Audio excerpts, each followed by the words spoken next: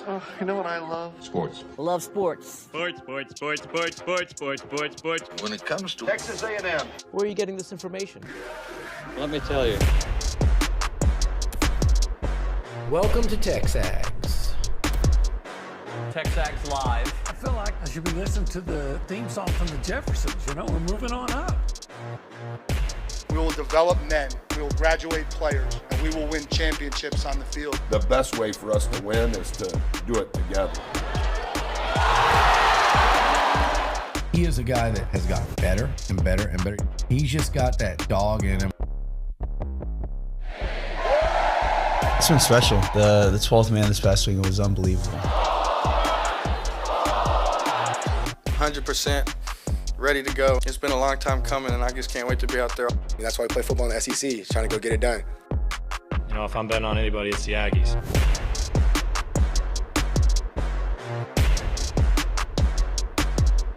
We are TexAgs Live. We're presented by David Gardner's Jewelers here in the Rollo Insurance Studio. It is the Go Hour, presented by the Warehouse at CC Creations, and we are in the cool zone, brought to you by Holistic Planning. We'll talk about them here in a moment. OB, Yeah. we're about to play a soundbite Okay.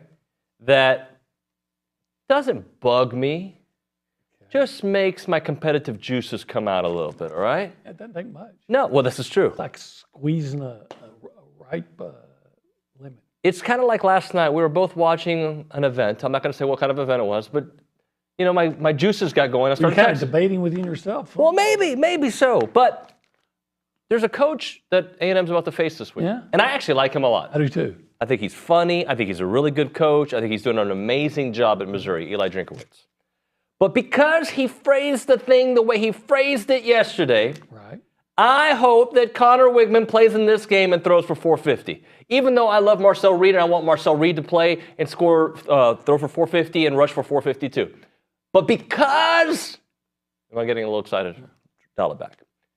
But because Eli said this. Yeah, I would like to see some antics from Connor Wigman. And from Coach Elko. Like, oh yeah, you think so? Take that, pal. That's what I'm hoping for. Nothing mean was said. It's just the way coaches talk. But I like to find things to kind of motivate me. Fair? Yeah, fair. Let's listen to Eli Drinkowitz yesterday. I mean, at this point, I know on their depth chart it says the other kid's the starting quarterback, but I mean, that's just semantics in my opinion. The guy's 3-0 as the starter, and you know, whether he's listed as questionable or whatever, I don't see them going back. So they're 3-0. They clearly have a different offensive identity with this guy as the quarterback, and they've developed an offense that fits around his system. It's a little, I wouldn't say a little bit different. It's a lot different than the first game of the year. So, I mean, if they go with the other one, they go with the other one. But they've kind of already built the offense towards this, towards Marcel. And, you know, I think he went out with the press conference yesterday. So whether or not there's semantics around it, I fully anticipate Marcel being 3-0 as a starter is going to be the starting quarterback. So he ain't wrong, but he's wrong. Okay? What I mean by that, this is why I would be a horrible head coach. A, I don't know football like coaches do. But secondly, little things make me want to prove otherwise, right? But Marcel's won you 3 games in a row. I think it's very hard to take him out of the starting lineup. Very hard. Yeah. Okay? But I have never given up on Connor Wigman. I've said that since day one of his bad game against Notre Dame. I'm not giving up on him. I think what the Aggies have is a really good quarterback room. Better than I thought, and I thought we had a really good quarterback room last year. I mean, this offseason heading into this year, because I believe in Connor. I saw a lot of promise from Marcel. Jalen Henderson did a very nice job for A&M last year. Very nice job. But there's a part of me that's like, okay, you think it's semantics, you think it's that? Here's Connor throwing for 350, 4 touchdowns. I gave him less yards, but more touchdowns. Well, yeah, I would love to see that, obviously, no matter who's the quarterback, right? Big game. And if Connor starts or plays, I just hope he plays really well. Both guys. But I sure wouldn't dismiss him. I mean, he's not the other kid. He's the other kid. Yeah. The other kid who started at 10 games, and many of those in the SEC. Yeah, has quarterback wins over LSU, quarterback wins over, I'm trying to think of who else they beat when he was the the starting quarterback in the SEC. Well, look, part of the problem, if you will, is that Connor hasn't won a lot of big games. Like that's the reality of He it. hasn't played a lot. He hasn't, but I'm saying in the games he's played really well in the Ole Miss game, but they lost. That was his first start. He's played really well in Miami. I thought he played really well. He did. They lost. Right? So he's lost some games, but I also think it's unfair to judge his quarterback performance with that regime and today's regime. Well, plus, if he plays and I get a performance like he had against Ole Miss or like he had against Miami, I'm going to take that because he didn't lose his coaching staff and the special teams and all these other things. And the offensive line wasn't as good. It wasn't. That's a fact. Yeah, if I could get that kind of performance out of Connor Wigman or Marcel Reed, I'd take it right now. But we all would. Personally, I think you have to.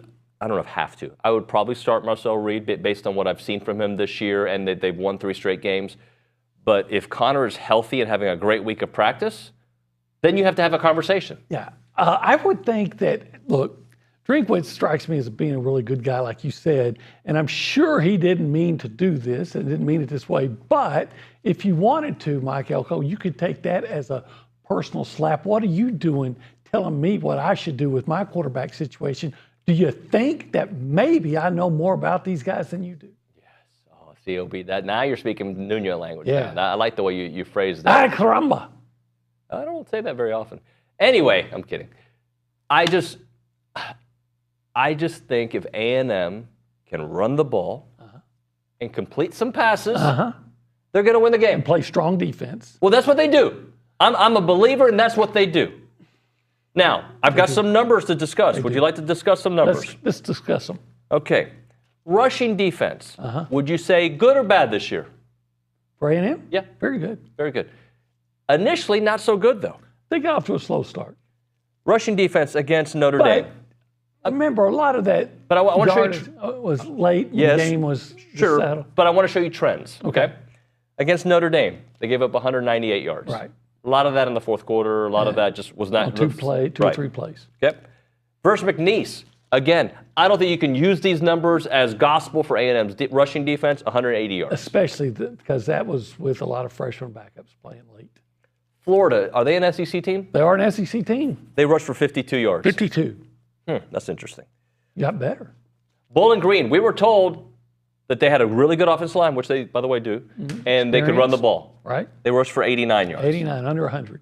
Arkansas had the best running back in the SEC statistically. And a running quarterback. And a running And a running punter. He was actually their best runner.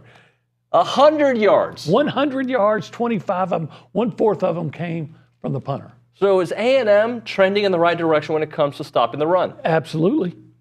Guess who runs the ball really well? The Missouri Tigers? They do. Nate Noel. Nate Noel had 121 yards against Boston College. And before we dismantle Boston College, who, by the way, are 3-1, props to them, he also had 199 against Vanderbilt. Buffalo, by the way, not as bad of a rushing defense as you would think, give up 154 yards per game. Boston College gives up 101 yards per game. Not bad. Again, different competition.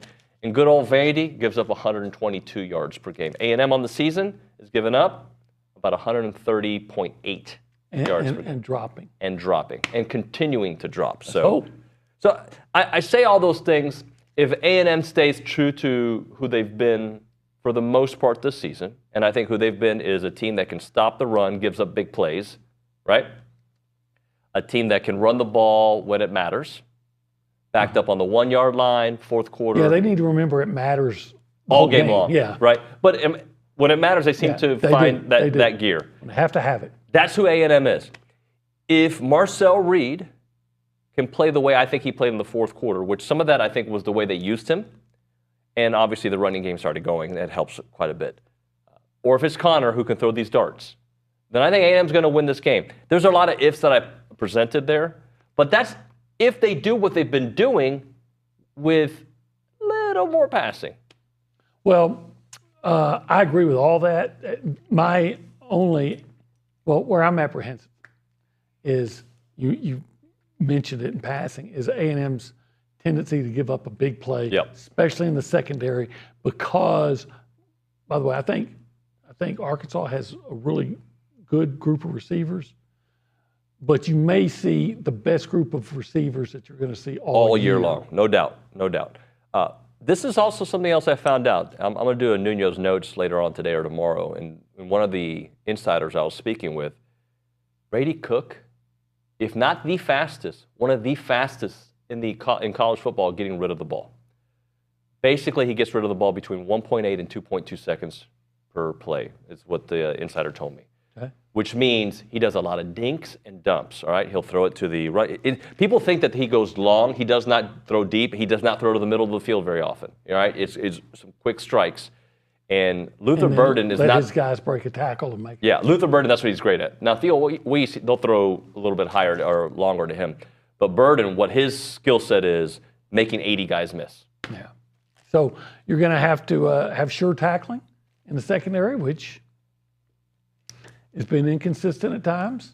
When you rush, if you're not getting a quick push, raise your hands. When you're sure. Yeah, try to do whatever you can to disrupt him and understand, and maybe jump some routes. Yeah. If he's getting rid of the ball that fast. I think we saw an almost jump last week that could have been a Cassius TD. Yes, could have been. Could have, should have. Work on your hands, Cassius. Now, we didn't ask him to play pass defense. No. We asked him Rush the usually, quarterback. But what a big play that would have been. Yeah, it would have been. So, again, I to summarize, I like Drink. I don't think what he said was necessarily rude, but I'm kind of like on your, like, don't, you know, like in today's world of social media, what you say is going to come back, right? Yeah. And I don't think Coach Elko's paying attention to what Drink is saying in a press conference, but I am, and I like to stir the pot. Yeah, I'm sure it'll get back to him. Oh, really? Elko will probably go, huh? Oh, yeah? All right, now I'm what going to do we start got? Jalen Henderson now. Yeah, I don't think he's going to do that. Miles O'Neal, it's yours today, just to spite Eli. I just hope that they're able to play the best defensive game of the year so far. I do believe that A&M is going to run effectively against Missouri. I believe that. I think they're going to have to play their best defensive game of the year to win this game. Yeah. If you just move the chains a little bit, right? I'm not asking for 40 points a game offense. I'm just saying, can we get 26 to 32? Because I think with 26 or more points, you win this game. Oh, Well, I don't know. Missouri does score 36.5 points a game. Against the company who you keep. Yeah, against FBS competition, they score about 28 points a game. 27 against Boston College, 30 against Vanderbilt, and was it double overtime? Mm-hmm. Yeah. And there's just, this is my hunch, even though the statistics may say otherwise, I just think A&M's defense is probably better than Boston College and Vanderbilt. That's just my hunch. Missouri has had 2 weeks to try to iron out their wrinkles, their problems. So, look, just go out and play your best game. Get in his face, Cook's face, and maybe force some more turnovers. A&M's been great at forcing turnovers. Yeah. And Marcel, if it is Marcel, when you get that opportunity, that golden opportunity, take off and run. Run, baby. Run. It's a great weapon. Use it. Yeah, I agree. Hey, if you want to be a part of the conversation, you can do it multiple ways. You can call us, you can text us. The number here is 979-693-1150. That is the number. If you call it, we'll pick it up on the Boss Firearms hotline, or you can text us at that same number, 979-693-1150. Let's go around the room and say hello to the people. We go behind the glass, and Cade Bickham is working today. Stressful Cade, how are you, buddy? Not stressed anymore, actually. I'm all good. We're killing it this morning. Yeah, so one thing I've learned about you is that you are very stress-free, like a Colorado guy, at all times, right? 95% of the time, you're just happy. But before the show or during the show, there's a little level of stress that pops out every once in a while. Yeah, sometimes things will get a little bit, it feels like things are going a little bit fast right before the show. And it's just mostly in my head. So I just gotta slow myself down and make sure I'm going through everything, systematically rather than just trying to think of doing everything at once. But yeah, I'm doing good other than that. You're Marcel Reed. You just need the reps, and you're getting the reps right now. So good job. Anything sports-related you want to get into? Well, I was going to say I think that I like this Missouri matchup. The one thing I don't like is that they're coming off of a bye. I think that's a little bit dangerous, especially considering the way that their last matchup against Vanderbilt went. They've had a lot of time to iron out the issues that they could have had. However, Vanderbilt and Boston College are the hardest teams they've played so far. This is their first real test, and it's on the road. Morning game at Kyle Field. It should be rocking. So I think that gives us a great chance to win just because of the schedule they've played so far. Thank you, Kate. Appreciate that. Let's go to the Angry Elephant News and Social Center. Hello, the Torniac, Caitlin Torn. Oh, no, it's back. How are you? Good morning. I'm good. How are y'all? Wonderful. Thank you. What's going on in your world? Well, we're just 10 days away from Aggie softball's first fall ball game of the season. The Aggies are going to host 6 games at home, starting off with Blaine College on Saturday the 12th. Then they will host McLennan Community College, Texas, Temple College, and the Maroon and White series before finishing the fall schedule at Texas State on November 1st. Excellent stuff there. Baseball season. It's interesting, OB, when we were getting to fall camp, there was a lot of baseball talk, right? Yeah. Which means, I think, for obvious reasons, great run, coaching change. The Michael Early era is here now. But I'm still very interested in it. We're in the middle of football season, and I am thinking about what this baseball season could look like. Yeah, I think about it too. I look forward to it. I expect big things from them, but I got to tell you, it's football season. And well, you're Mr. College Football. No, I'm sorry. He's in Atlanta. That's Tony Barnhart. Yeah, is he live in Atlanta? Is that where he lives? Yes, yeah. Or he lives in Georgia. Georgia, yeah. But so, yeah, I know they got like a inter-squad scrimmage or something like that coming up, and I'm sure it'll be exciting. Ronnie will be all over it. Zane will be all over it. But I have to admit that my interest level is not that high in it. But I'm going to speak for you. You're interested, but when it comes. When it comes. When it comes. What else we got, Torniac? The Texas A&M volleyball team defeated Missouri on Sunday in 5 games. The Aggies secured their first ever reverse sweep. Not first ever, their first since 2015, which was also their first conference win of the season. And a reverse sweep is what? Like you lose the first 2 games and then win the next 3? Next 3, yeah. 3 sets or whatever they call it. Yep, I had to look that up. Awesome stuff. Thank you, Galen. All right, when we come back here on TexAgs Live, let's go through some games you want to watch. All right. Hey, also, kind of a different go hour. OB is going to leave a little early, not because he's fired or anything. We love OB, but Paul Finebaum joined Lucci and I yesterday a little bit after the show, so we're going to run that at 8:40, a good conversation. He also gives a shout out to Porter Gardner at the Association of Former Students. So listen to that. That's a pretty cool deal there. So we'll do that on the other side. Well, that around 8:40, but before that, we'll get to games that we want to watch. Right now, Prize Picks. I've had a good week, all right? 2 weeks ago, I had a terrible week. This week, I had a good week, and I'm going to have another great week, all right? That's how I'm going to roll here. I'm going to just keep on winning. You can win with Prize Picks. So you made some picks and won some prizes? I did. Yeah, and you know what? Hence the name? Yeah, I'm a winner. I don't care if other people second guess who I'm going to pick and tell me that, it's the other guy that I picked. I don't care. I pick winners, OB. Yeah. If you want, watch my show if they ever invite me to join Dawson and Luke there. But anyway, prizepicks.com/TexAgs. Use the code TexAgs to receive guaranteed $50 once you play in $5 lineups. So it's the largest independently owned daily fantasy sports platform in North America. They're the easiest and most exciting way to play DFS. It's you against the numbers. More than or less than 2 to 6 player stat projections, and you can watch the winnings roll. Check out the website again. It is prizepicks.com/TexAgs. Use the code TexAgs, and you'll get $50 once you play in $5 lineups. It is Prize Picks.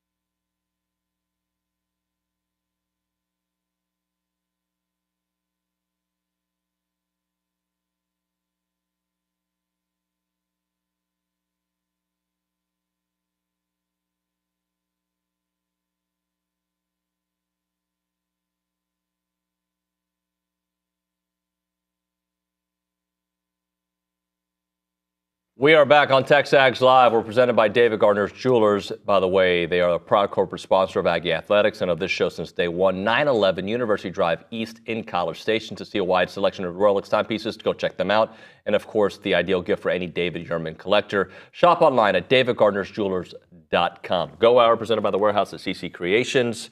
I'm David Nuño. He's Olin Buchanan. I am. And we're in the Rollo Insurance. Yes, we are. We are. Games that we want to watch. And I was happy that one of the games, I won't say which game it is, but one of the games we're involved in, OB. I just gave that away. But let's start off from the bottom to the top, shall we? Yeah, these are, let's be honest. It's not a great week for matchups this week. I can't believe it this deep into the season. I guess next week's going to be a great week. But so these are the games like I would watch. And you might have some that would be of more interest to you. But I was picking, how about Syracuse, which is 3-1, I think. I know they have one loss against number 25 tied UNLV made all the news with the quarterback situation leaving and I think a running back too. So and that they're still ranked or unbeaten. They could become a strong playoff contender for the group of five thing if they could beat Syracuse. Syracuse would be their third win over I guess we call it Power 4 now. Power 4 opponent. And we are quite familiar with a couple of folks there at Syracuse, are we not? Well, we are. Elijah Robinson is the defensive coordinator. Fidel Diggs. Yeah, who I believe missed the last game, if I remember correctly. Did he? Okay. I know I saw. I think he's got 2 sacks on the year. I know I saw a game either last week or the week before which he was playing. What's another one? How about this one? Number 12, Ole Miss at South Carolina. Yes, Ole Miss I'm super excited about this game. And they still have playoff aspirations, obviously. They're still ranked number 12. But they got to go to South Carolina, which is always a hard place to play. But, we're finding out how good the Gamecocks could be. By the way, they did blow out Kentucky just 3 weeks ago, who just beat Ole Miss. Right. So, to me, what do you find intriguing about that game? Well, I want to see what Lane Kiffin does to respond to last week. And I think had they won last week, I think South Carolina might have been a more difficult matchup. But I do think for some reason, their season is on the line. Their college football playoff season is on the line. I don't know if, Kate, if you have their schedule, if you can put it up real quick. But I was looking at that schedule yesterday. I think they got Alabama coming up. They got LSU coming up. Yeah, they do not have an easy schedule. So when you think about that and what they expected, so still what they have moving forward. All right, so it's very hard to read, by the way.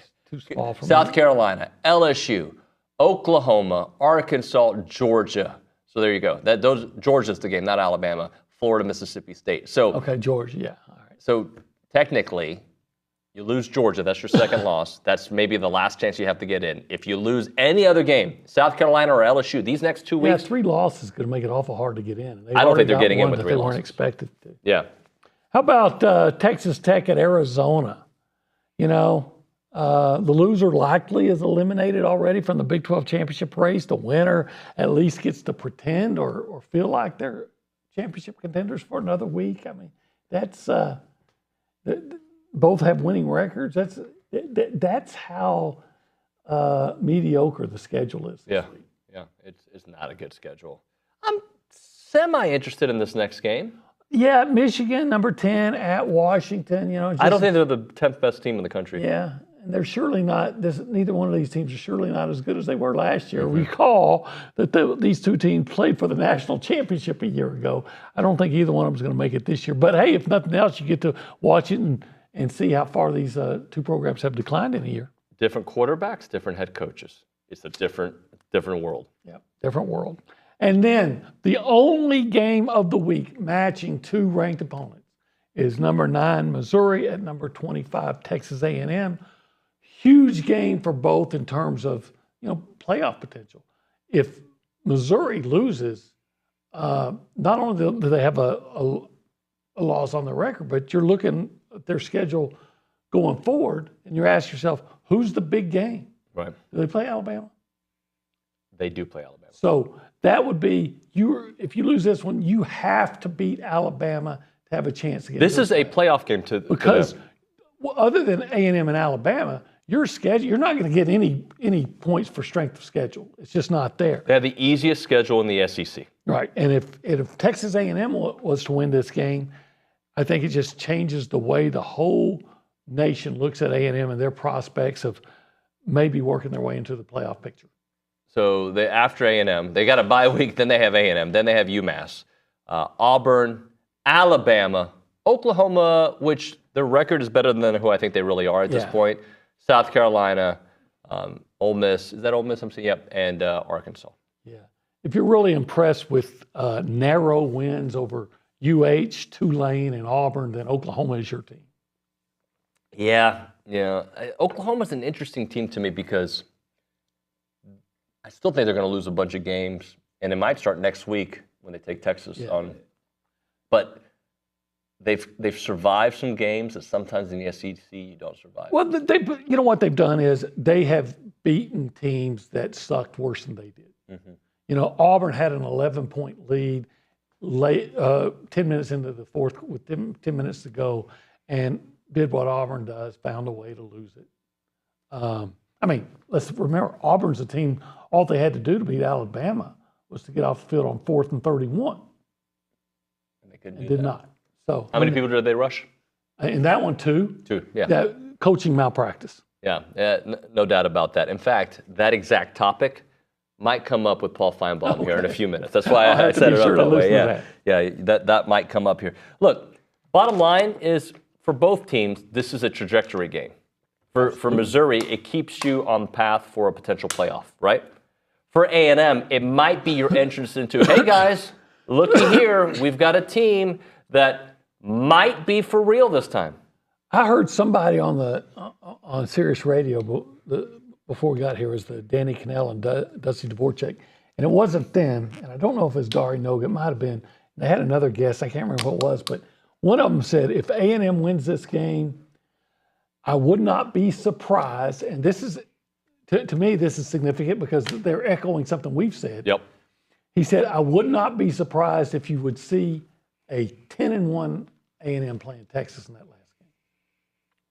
If they win this game. I can't allow my mind to go there because it's midseason. But if you beat the number 9 team in the country, why would you think that you wouldn't at least have a better than average chance than to beat Mississippi State, even on the road, and to beat LSU at home, and to beat South Carolina on the road, and Auburn and New Mexico State? You would absolutely have that talking point. Still got to do it. You still got to do it. My counter to that, and it's not even a counter, it's just the reality. In the SEC, these games come down to a possession or two. All of them, right? The bad teams, the good teams. I don't think Ole Miss expected to lose to Kentucky, right? I don't think Kentucky expected to get blown out by South Carolina. I don't think anybody was predicting that. So when we talk about it in that respect, I just... that's why I'm saying... I can't have nice things, I feel like. That's why I said he wouldn't be surprised. Right. But yeah, I was talking to Louis Bellini yesterday on his show, and he was talking about the win over Arkansas. And I said, look, it's different. It's okay to be frustrated about the way you beat Bowling Green. Yep. But when it's an SEC game, you celebrate it. 100%. Do you ever throw food at Buck and like he catches it in the air? Oh yeah. He's amazing that way. He wouldn't go get a Frisbee, but if there was some food, he'll jump in the air and catch it, right? Yeah, some food, how good it is, he may do a somersault. No, I saw you in Dallas show your vertical leap where you hit the top of the parking garage. Right. That's how I think you would be if we were throwing 1775 like your way. Like if you were like holding up a rib and saying, come boy. Yeah. If Yao Ming was holding up a rib. And you were... I'm going to dunk to get that rib. Best rib? You know what? I haven't had many. There's a place up in Kilgore, Texas. That's your place. Country Tavern. It's always been, to me, the gold standard of ribs. And all of a sudden, when I went there, you remember, I took my first bite, and I even told you, I said, I think I might have found the one that rivals it. One. Yep. Yeah. It's so good. And then brisket. You like brisket? Oh, I love brisket. Who doesn't like brisket? Burnt ends. Can you love them? I mean, I actually love burnt ends. Who doesn't? Romantic relationship with burnt ends, especially at 1775. So you can go there. You can get desserts. You can get your queso mac and cheese, of course. They've got your Brazz's Spuds, large potato, loaded fixing, you name it. Open Thursday through Saturday, 11 a.m. until they're sold out. Online ordering turns off at 10 a.m. 8203 Raymond Stausser Parkway. Call them up, 979-492-6241, 1775 TXBBQ.com.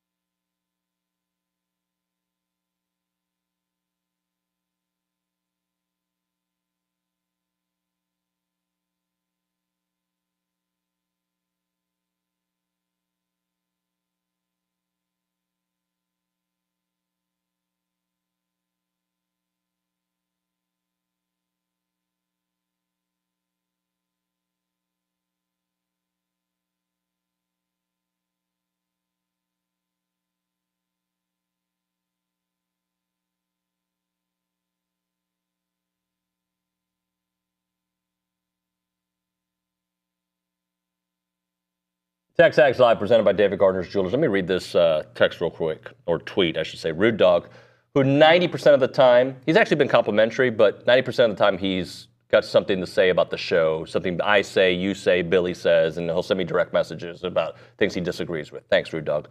Come on, guys, please stop with the Wegman smoke show. Those who know, know, and most people know. Don't be so rude, dog. I don't know. All I know is this. Coach Elko says it's a game time decision. I got an idea. Let's just pretend for a moment that we were in on the act. That Coach Elko called us into a room and says, hey guys, I really need you to deceive the audience and the other coaches because we need your help in this battle against Mizzou. Can you help us send this smoke signal? That's not how it works, Rude Dog. Come on, bro. Tell me you've been to a meeting or like you've worked somewhere. It doesn't work like that. I am telling you that Connor is a game time decision because the coach said so. If you choose to believe that that's not true, cool, that is your opinion. But you're not going to tell me how to do my job, just like Eli's not going to tell Coach Elko how to do his job. Is that a fair assessment? That's a fair assessment. Now, and by the way, I have more credentials than you in this, so I'm going to stick with me. I would tell Elko how to do his job by saying, if Connor's ready to go, start Marcel. If he struggles at all, go to Connor. Did I not basically say that in the beginning of the show? You basically said that. By the way, if he chose Connor, then he saw something I didn't see, and I'd be like, okay, he must have seen something in practice. Right. I'm going to trust the coach that I trusted before the season started until I don't have a reason to trust him. Well said? I agree. Okay. Well said. Thank you. Pound. Obie, thank you for the go hour. You're welcome. Pound. Like a pound of brisket at $17.75. Or a pound of doves. It's bird dog. Talking about bird dog. Bird dog. Bird dog. By the way. Rude bird dog. So the all-inclusive hunt that I'm going to be part of, it's coming up, right?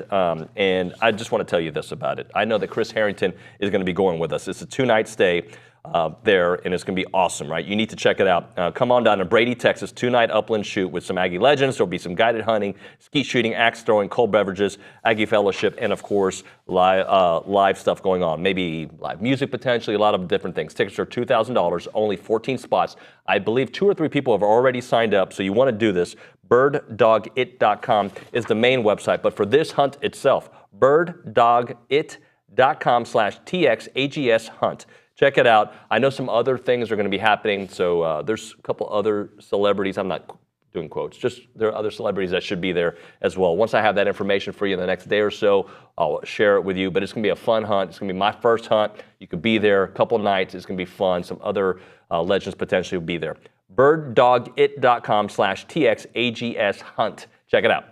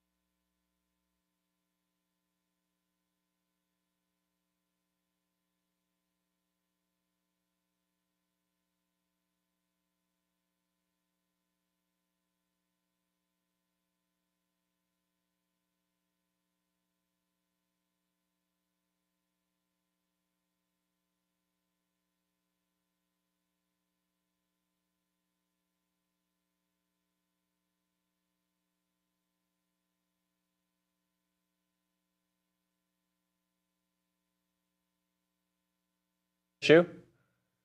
What's going on, Cade? Tell me what's happening. Sound issues with the video.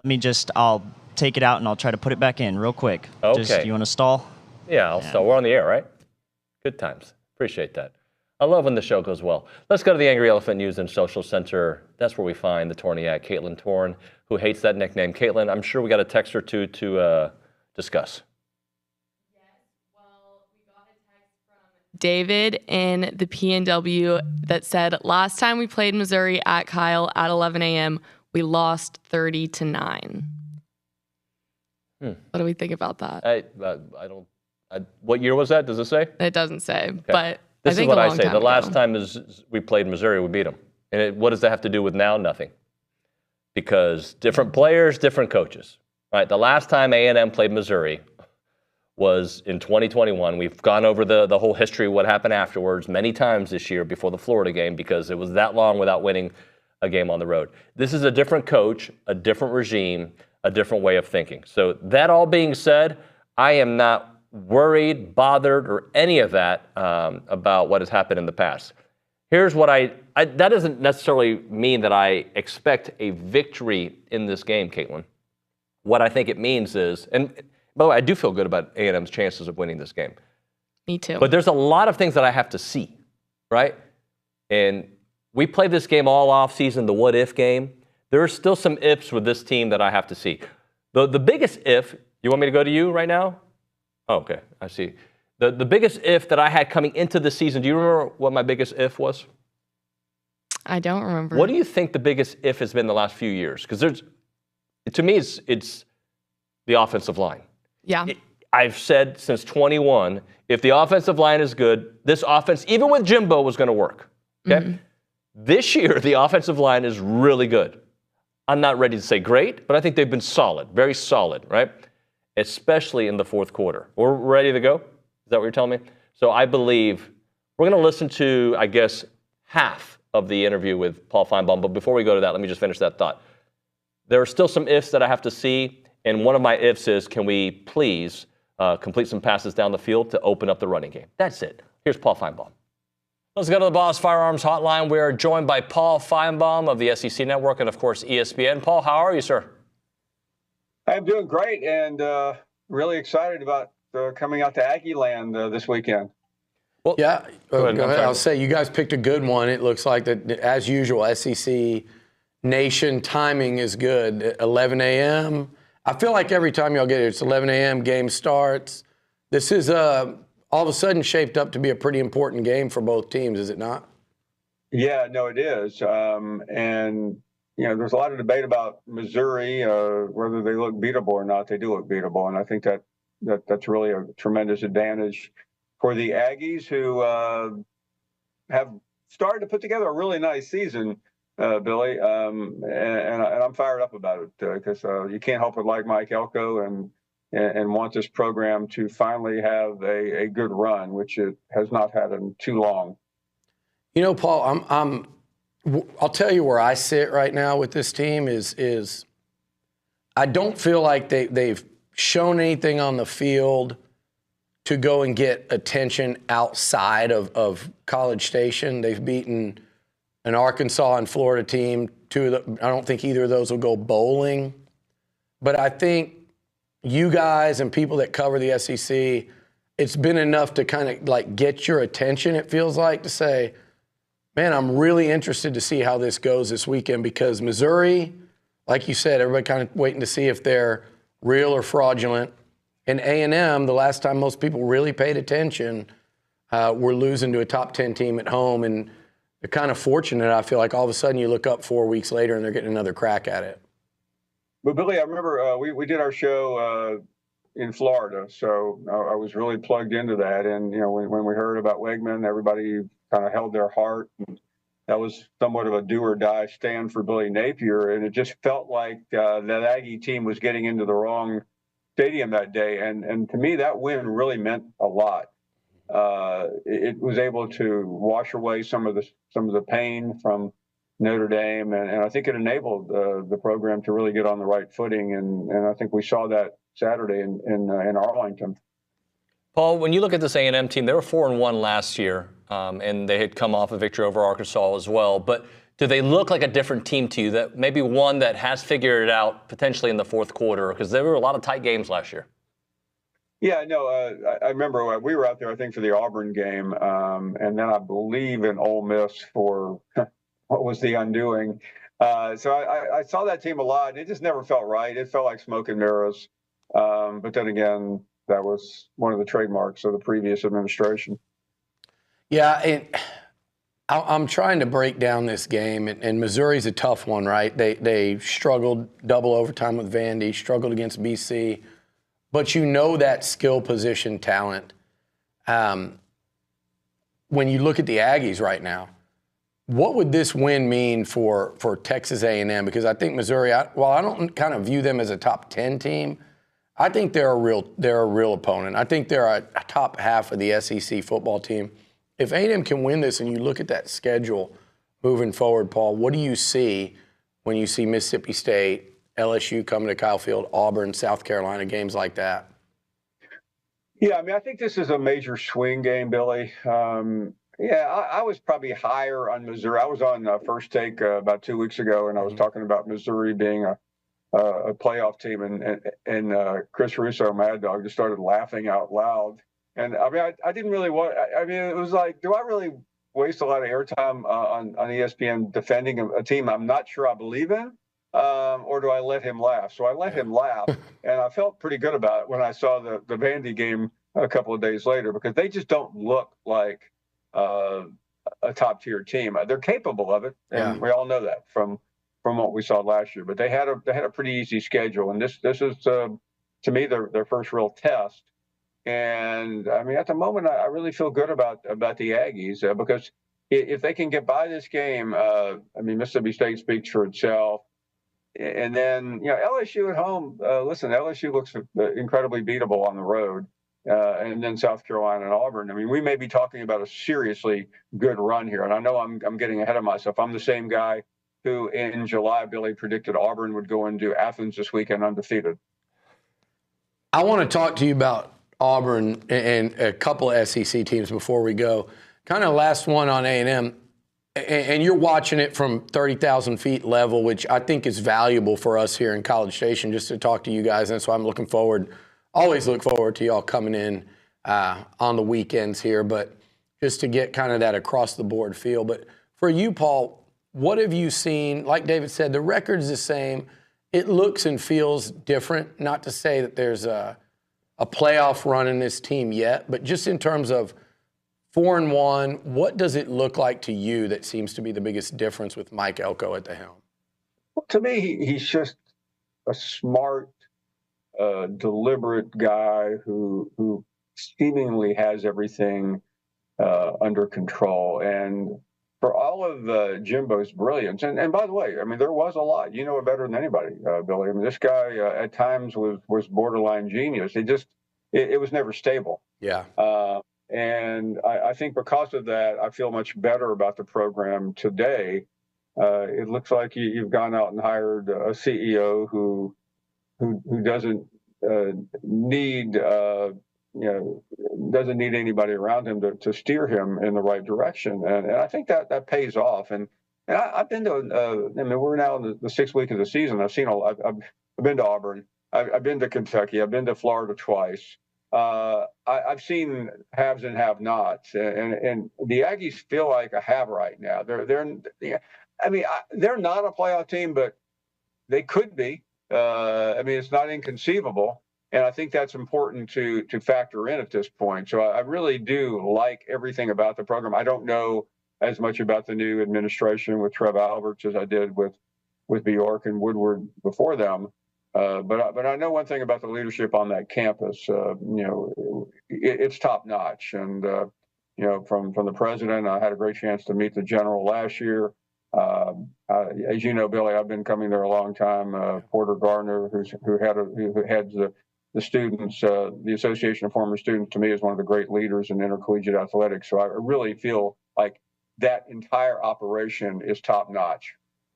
Paul, by the way, the thing about Elko, too, that you left out is he's got that Northeast Jersey, New York savvy that you and I share as well. So we can't leave that out of it, Nuño, something that you don't know anything and about. we didn't get that from West Virginia, Jimbo. Hey, Paul, I do want to ask one other A&M thing. When you look at that defensive line, for a couple of weeks, they were close, all right? But they weren't getting the numbers we were expecting. Now they're starting to do that. How do you think that translates against a Missouri offensive line that's kind of been suspect and Brady Cook, who can move a little bit, but not the way Taylor Green moves? No, I think it gives A&M an advantage there. And Missouri, to me, seemed like a team going in was maybe a little overhyped. I mean, yeah, you got to respect Brady Cook and Luther Burden and a couple of other factors there, but I just don't come away feeling great about that program. I think they've been able to skate, and I mean literally skate, with an easy schedule. And when BC is your big non-opponent, and by the way, I mean I think of Bill O'Brien kind of in a similar way as I do Mike Elko. I mean, two really bright guys, from different sides of the ball, but who have been around some of the best. And Drinkwitz to me is still someone that I haven't landed on yet as far as an elite SEC head coach. Paul, you've seen a ton of games.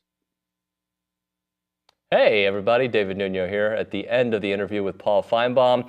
All right, so this is what we're going to do. The remainder of that interview will be on TexAgs.com. Go check that out. We'll post it here momentarily. That's A. B, John Harris coming up. After John Harris, Coach G coming up. After Coach G, Max Wright coming up. After Max Wright, Ryan Brauninger coming up. After Ryan Brauninger, guess who's coming up? Peter Burns. That and, of course, your text messages. I hear there are some long, lengthy ones. We may get into some of those. And, of course, your phone calls at 979-693-1150. We call that the Boss Firearms Hotline. That and more. We'll talk to you here in about 2 and 2.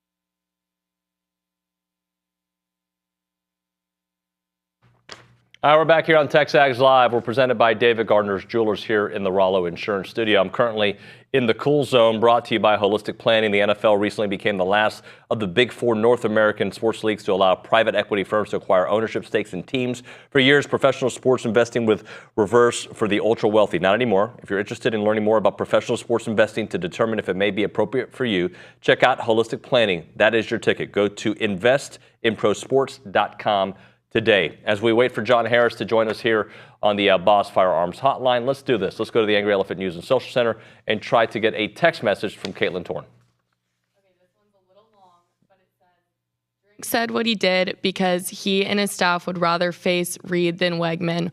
Why? A&M's vertical passing game is extremely limited right now with Marcel and allows defenses to man up, which eliminates RPO game and brings safeties down closer to the box, which allows them not only to help stop the run, but spy the quarterback. Connor has the ability to be more effective with the vertical passing game, which will allow Klein to run a higher percentage of his playbook and a more diversified call sheet. Thanks and gig 'em from John in Fort Worth. John, appreciate your text. A couple thoughts on that. To me, it could be as simple as Marcel just completing a couple of passes down the field. Once that happens, I think all good things will continue to happen for this offense. To me, it's just keeping those defenses honest. Once you're able to do that, I think it will look a lot different for this offense. And that's if it's Connor Wigman throwing the ball or if it's Marcel Reed, because people are respecting his legs so much that they're putting many dudes in the box. That's why you saw Arkansas. They did a very good job containing Marcel in the pocket and wouldn't allow him to roll out. So with that, if he can just complete some passes of 12 to 15 yards, let's say, keep it simple. And I'm not talking about the big aerial attack. I think it'll open everything else up. What else we have, Torniak? We have another text from a 512 number that says, Missouri will try and load the box to see if the wide receivers in Reed can beat them with the passing game. Yeah, couple things about that. And I, to me, not only is it going to be about the aerial attack for A&M, to me it's also going to be about limiting the aerial attack for Missouri, right? With Missouri, I believe that they're going to have to be able to tackle in space better than they've been able to do in the past. It is going to be very important for them to be able to tackle in space because Luther Burden is their ultra-talented wide receiver, but he's not their go-to guy on many of these occasions, right? I mean, he is a guy that they will go to for sure, but Theo Weiss is the guy that they're going to go to a lot more. Let's go back to you, Caitlin, because I think Kate trying to tell me something in my ear. So talk for a moment. Go ahead, Kate. Got it. We got a text on the YouTube chat saying that A&M 9 versus Missouri 30 game was back in 2010, the last time we lost at 11 a.m. in Kyle Field. Yep. So I think we're having problems getting John Harris on the screen, and a lot of problems today. Why don't we just call him at Brian Broadcasting and make it easy, guys. Let's just do that. I'm going to start walking over to my chair so I can manage that. So 2010, Caitlin's the last time that happened? 2010. So a while ago. Yeah, it's been a minute, and that's okay. I don't mind that it's look, that's why I said earlier, things change. Like, you cannot judge one regime by the next, right? Like, you can't judge one team based on what we saw in the past. So because of that, I'm not worried about the last time this happened or that happened. I don't care about that portion of it. Let's try to get one more because I know they're trying to get John Harris on the phone. From Derrick Henry on the YouTube, he says, legit question, why do we think Wegman can throw the deep ball? Why do we think Wegman can throw the deep ball? Well, let's go to the hotline. Let's talk to our good friend John Harris of the Houston Texans, who also is the sideline reporter and, of course, footballtakeover.com. Johnny, question for you. Why do we believe that Connor Wigman can throw the deep ball? I've been listening. I was on the Zoom. I don't know what happened, but so I was able to hear some of the last few questions about, certain things going on. I'll answer a question maybe with a question. If you're the defensive coordinator from Missouri, which quarterback keeps you up at night? I know the answer to that because I know who would keep me up at night, and that's Marcel Reed. Now, yeah, Marcel has not been as confident throwing the ball down the field, but I swear to God that Marcel Reed would scare the hell out of me with the ball in his hand, and that's worth a lot. So, we're going to load the box and we're going to do this. Look, Marcel Reed is good enough throwing the ball and going to be throwing the ball down the field that if you want to go one-on-one one of those receivers will get open. So I think Marcel Reed is the one that gives Missouri defensive coaches some heartache at night. Now, I'm not going to sit here and say that Connor can't, but right now you just don't even know what Connor is. Anybody that says, oh, I know what Connor is, like, how many games have we seen of Connor? No offense. I mean, I think Connor's got great talent, but what have you seen from Connor that makes you feel like, oh, yeah, he's going to step in after missing how many ever weeks and go rip apart the Missouri defense? I think Marcel Reed can do that because he can do it in a few different ways. And I think that's what makes it, I don't know what to say. It's Marcel Reed for sure, but, he's won games, he's made plays, and he puts pressure on defenses. And that's not what Connor was doing early in the season. Now, he faced Notre Dame. Okay, that's a tough defense to have to face. And so, but that's kind of the problem is like he hasn't been able to face these teams and really and not even play. But Marcel has, and Marcel's made plays. And will it get to a point where with Marcel that teams start to kind of figure it out and take some things away? It happens to every damn quarterback out there. And Missouri's pretty good defensively. But I saw Thomas Castellanos give Missouri all they could handle. And Marcel Reed's closer to Thomas Castellanos than anybody. So at that point, to me, I think the answer is pretty clear that Marcel Reed's healthy. I think Marcel Reed's my guy. It just gives Connor that much more time to get himself back and ready. And if he's 100% and Marcel doesn't have some things go right, then okay, you go back to Connor and see what Connor can give you in a different vein and give Missouri a different look during the game. Johnny, I think everything you said is kind of on point with how I think. I still think Connor can keep defensive coordinators up at night because when we see Connor doesn't have a lot of wins on his resume, which is concerning, but he does have the ability to throw darts, right? And I think he's done a very good job of that, and I still believe in him. But at this point, I would ride Marcel regardless if Connor was healthy just because you've got a 3-game win streak. And like you said, if he struggles and if Connor is healthy, then you consider bringing him in. But at this point, I think you just got to keep with what's been working. Although I didn't love the offense for most of the game against Arkansas until I loved it. Then, I fell in love again. That's a great way of saying it. I didn't love it until I fell in love with it. That's really nice. The only thing I would dispute. Now, David, you've probably seen training camp practices that I haven't seen, and I know this happens a lot of times with the Texans, where people will watch the games and go, "Oh, that guy sucks," or "That guy's really, really good." But then I'm like, I've seen every single practice. That guy has not been good in practice, but he was really good in the games. Or, man, he stunk in practice, but was excellent in the game. So, I mean, it kind of goes both ways. So you've probably seen a little bit more of Connor than I have, but the Connor that I've seen has not been accurate with the football. His footwork was completely a mess against Notre Dame. 100%. He was not on point against a pretty good defense. And so of what we've seen since Connor's come back, it's been that. And that's what probably worries me a little bit is that's got to be his calling card, is he is super accurate with the football. He does put the football in a spot where his receivers can catch and run and do some things. The thing with Marcel is he's probably not going to do that, but he's so crafty with the ball in his hands that at some point he's going to make a play that is going to blow open a pretty low-scoring game. And the Arkansas game was that. It was a pretty low-scoring game. I think this Missouri game can be a pretty low-scoring game. I think, you talked about the Missouri receivers. I think they've got 2 pretty good ones. It baffles me a little bit why they don't go to Luther Burden a little bit more in clutch situations. But to me, Luther Burden scares me more than anybody. But that run game with Nate Noel, I think he has run the rock very well. He and Marcus Carroll, the 2 transfers, Nate Noel from App State and then Marcus Carroll from Georgia State. Those guys, that's a good 1-2 punch, and A&M better shut that down. And then, obviously, they've got to then hopefully make Brady Cook one-dimensional. That's going to be tough because Brady can move. Brady, I think, I don't think he's what A&M fans think Connor could be, but I think Brady's got a little bit more run element, and I think Connor throws it a little bit better. So Brady's going to put pressure on that A&M front as well. But that's an A&M front. It started showing some things. Nick had probably his best game last week against Arkansas. So maybe they're starting to get things together a little bit, and this is going to be a low-scoring game. And to me, that's where Marcel becomes a big factor, because he can take a zone read and take a pull, defensive end, backup defensive end goes in for Missouri and just starts chasing a running back, and Marcel pulls it for 20 yards at a key time of the game. Can Connor do that? Yeah, probably, but you're going to get that with Marcel. And I don't know, like I said, I don't know as defensive coordinator from Missouri.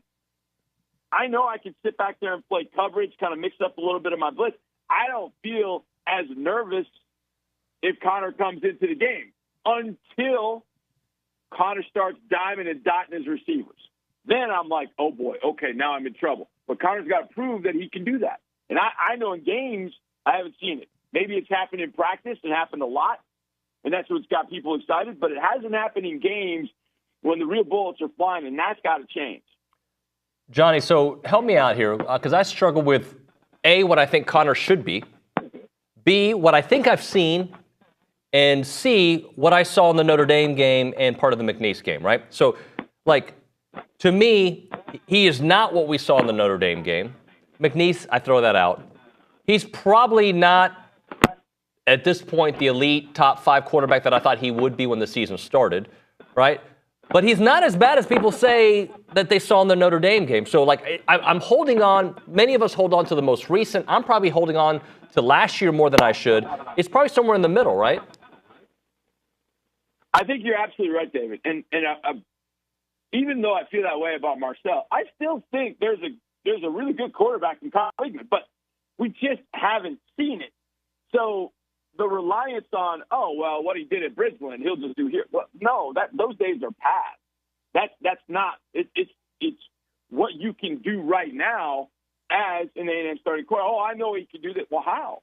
How do you know that? Now, I agree with you, David. I think it's probably somewhere in the middle. Right now, he's not that top 5 quarterback. He's not the number 21 draft pick or number 21 draft prospect that Dave Ruger had him. Could he be that? Yeah, I definitely think he could be that. I don't even think that's his ceiling. I think his ceiling is even a little higher than that. But that's looking at it through rose-colored glasses. Because when he's faced good defenses, there have been some struggles. And I think that's where you start to, you think back to the Miami game. Oh, that was last year. But what do we have to go on, really? You have last year for a few games, and you've got the Notre Dame game. And in those games, man, he was completely shaken up in that Notre Dame game by a secondary that was really, really good. Now, were there some things out of his control in that game? Absolutely. No question in my mind, there were some things that were out of his control that really could have helped him.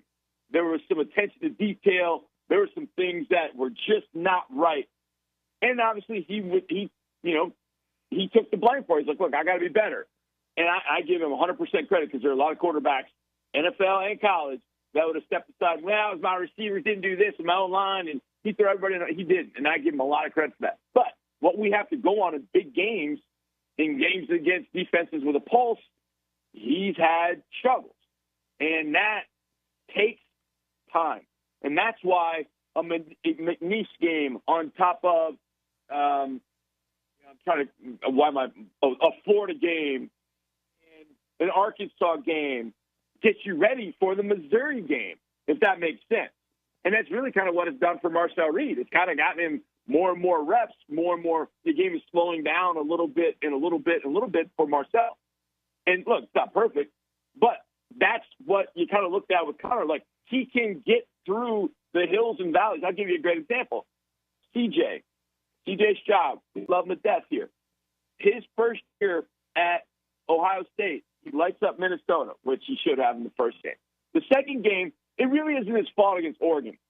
That defense faded. It was rough. But what happened was there was such hype around Ohio State that all of a sudden Ohio State was kind of off the map, and everybody was kind of bad-mouthing Ohio State, or even bad-mouthing CJ. Well, then they played like 3 or 4, patsies or whomever. and it kind of got Ohio State back on track. And it got CJ in a good rhythm. And the rest of that year, he ended up being fantastic, and he ends up leading them to the Rose Bowl, and he ends up becoming a Heisman finalist. But he had the opportunity to kind of work through his stuff in those games where they're kind of off the beaten path. That's what Connor could have done, obviously, if he were healthy. He didn't have that opportunity. So now he's got to get on the treadmill going 22 miles an hour against the really athletic Missouri defense. That's going to be tough. That's going to be really tough. John, let's talk about that Missouri defense, because I look at the numbers, they look fantastic. I look at their opponents, they don't look fantastic. How good is that defense? I think it's athletic, but it's still, to me, it's, I don't say relatively inexperienced, but they've done a good job of kind of replenishing losing Darius Robinson last year. They lost Tyron Hopper.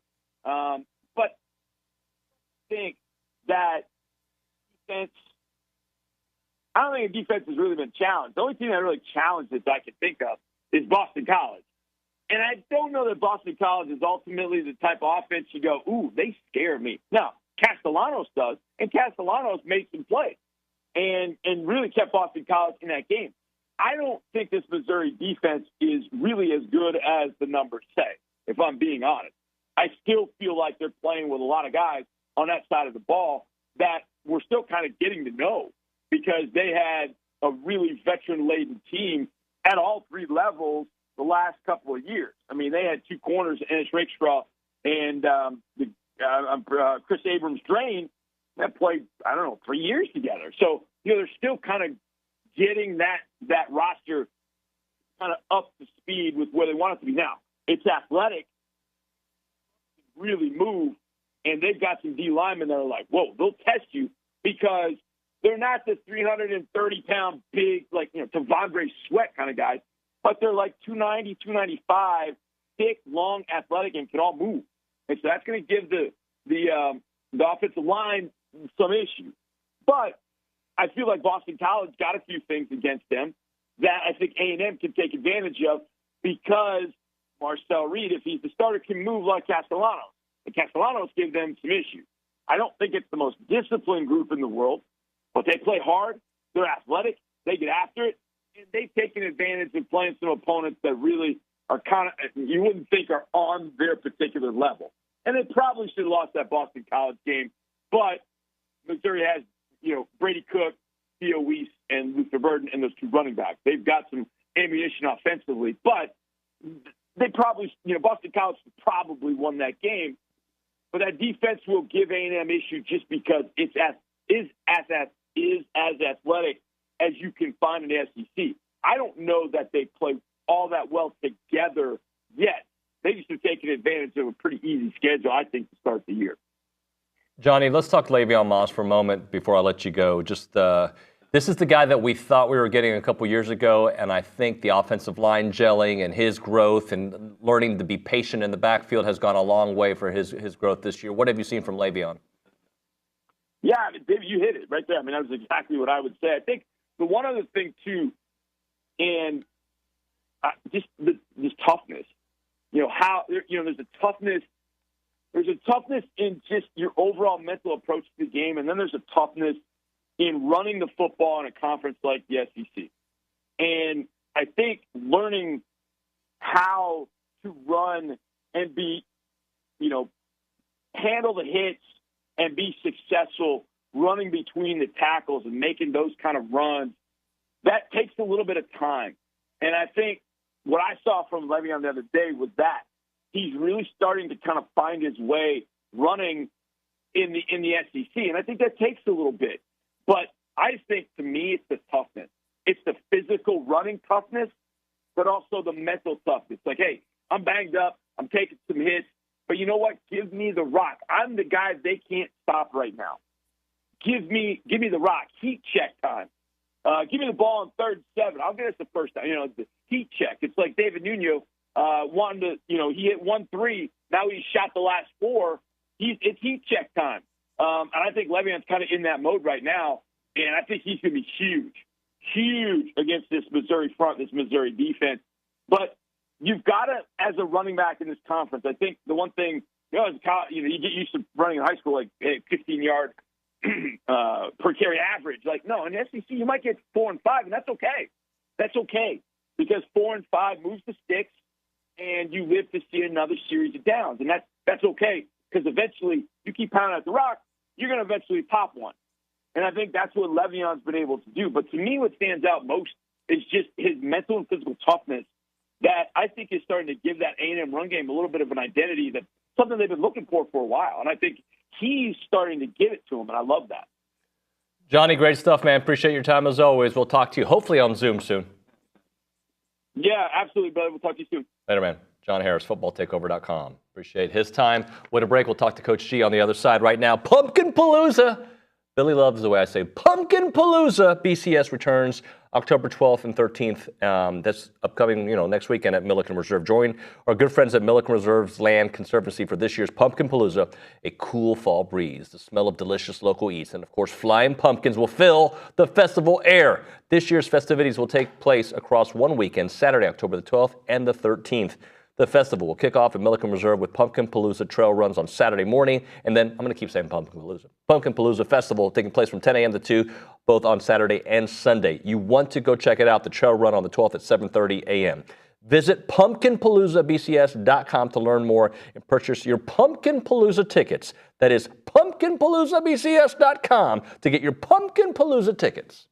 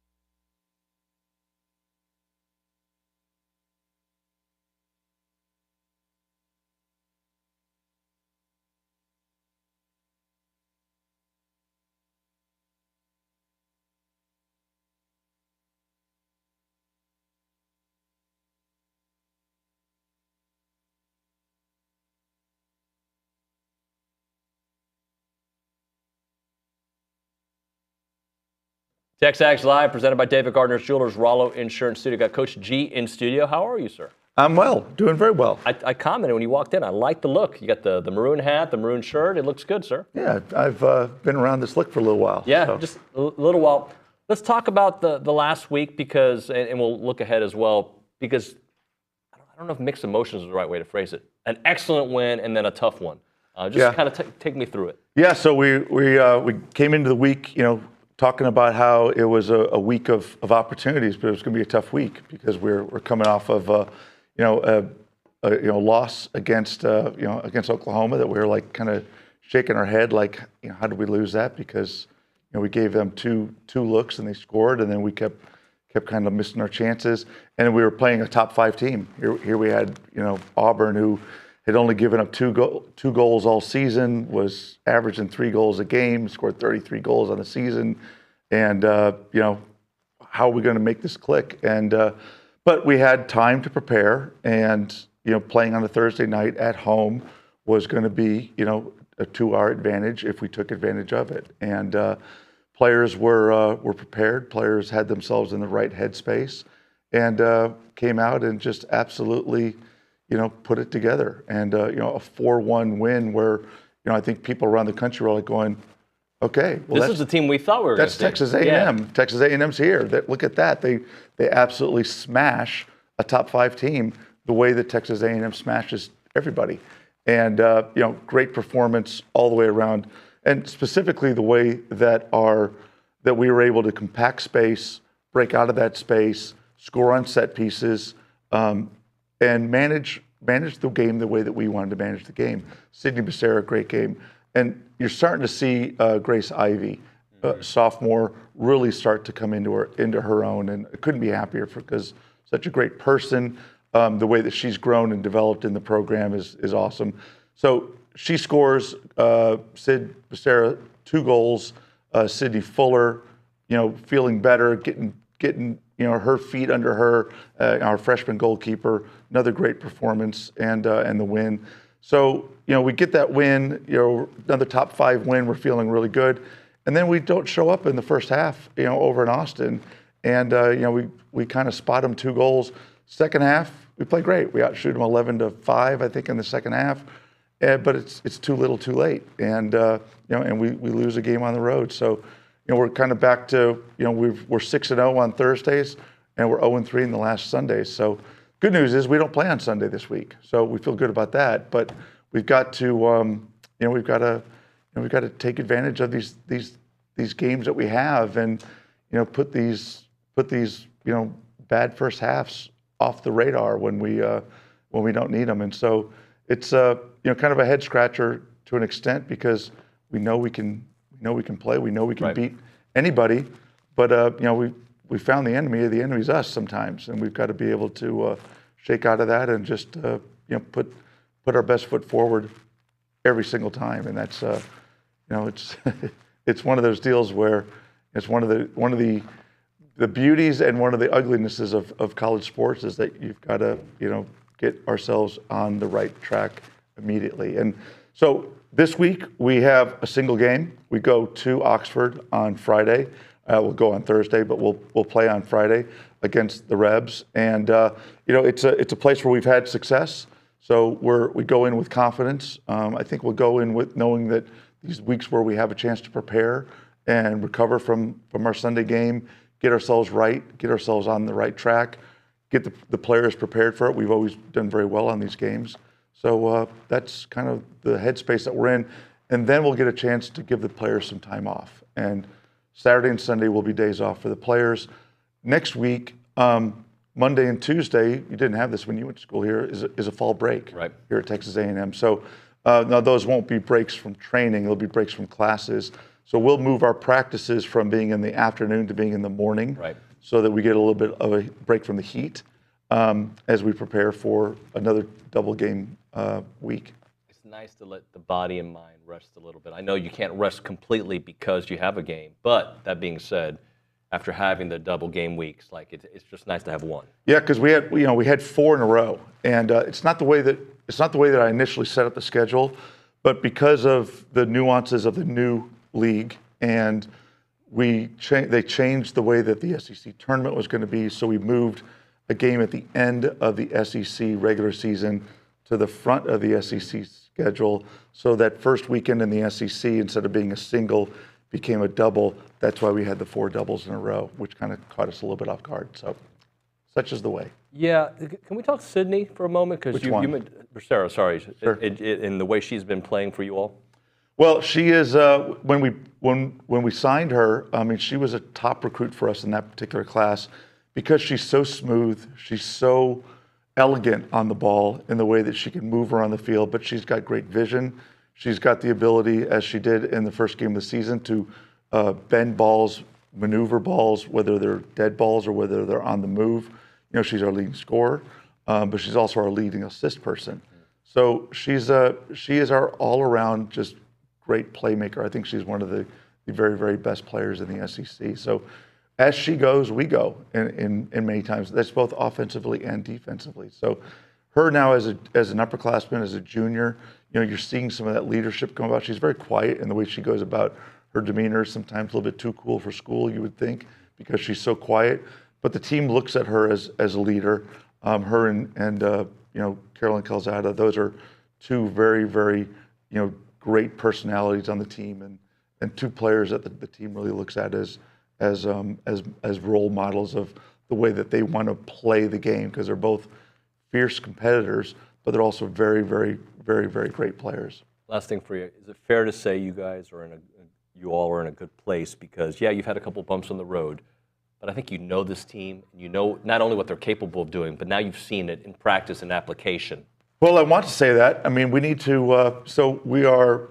You know, I wanted us to be 8-2 at the end of the first 10 games, and here we are. We're 7-5. So you know, we have a few games that we're just like kicking ourselves. We can't go back on those, but we can learn from those situations. And the question is now, we've got these last games. We're in good position for postseason, but we've got to take the lessons learned and apply them. And we've got to finish chances that we have. We're going to play against another excellent goalkeeper at Ole Miss on Friday night. So let's take advantage of these things. Let's put our best players in positions to score goals. Let's keep building on what we've done defensively. And I think we look at another good week. Gee, thank you, sir. Thanks, Appreciate sir. you. A moment right now for Lewis Engineering. They're headquartered in Marshall, Texas. Family-owned and operated. Doug Lewis is an Aggie. He runs that place. Started in 1961 by his great-grandfather during Vietnam. Doug's parents are Texas grads, unfortunately, but he was a smart one in the family. He said, I'm going to go to the University of Texas. They manufacture mostly munitions for the U.S. Department of Defense, but looking to take on any machining or metal fabrication project. They have 40 employees, are family-owned and operated out of a 50,000 square foot facility. They specialize in high volume machining, metal plating projects. So if you need 100,000 pieces of high production, they are there for you. They're a turnkey supplier, metal plating, metal painting, salt spray, you name it. They work nationally, but they are also international. You can visit them online at lewisengineeringco.com, or you can call Doug right now for a quote, 903-938-6754. lewisengineeringco.com, 903-938-6754.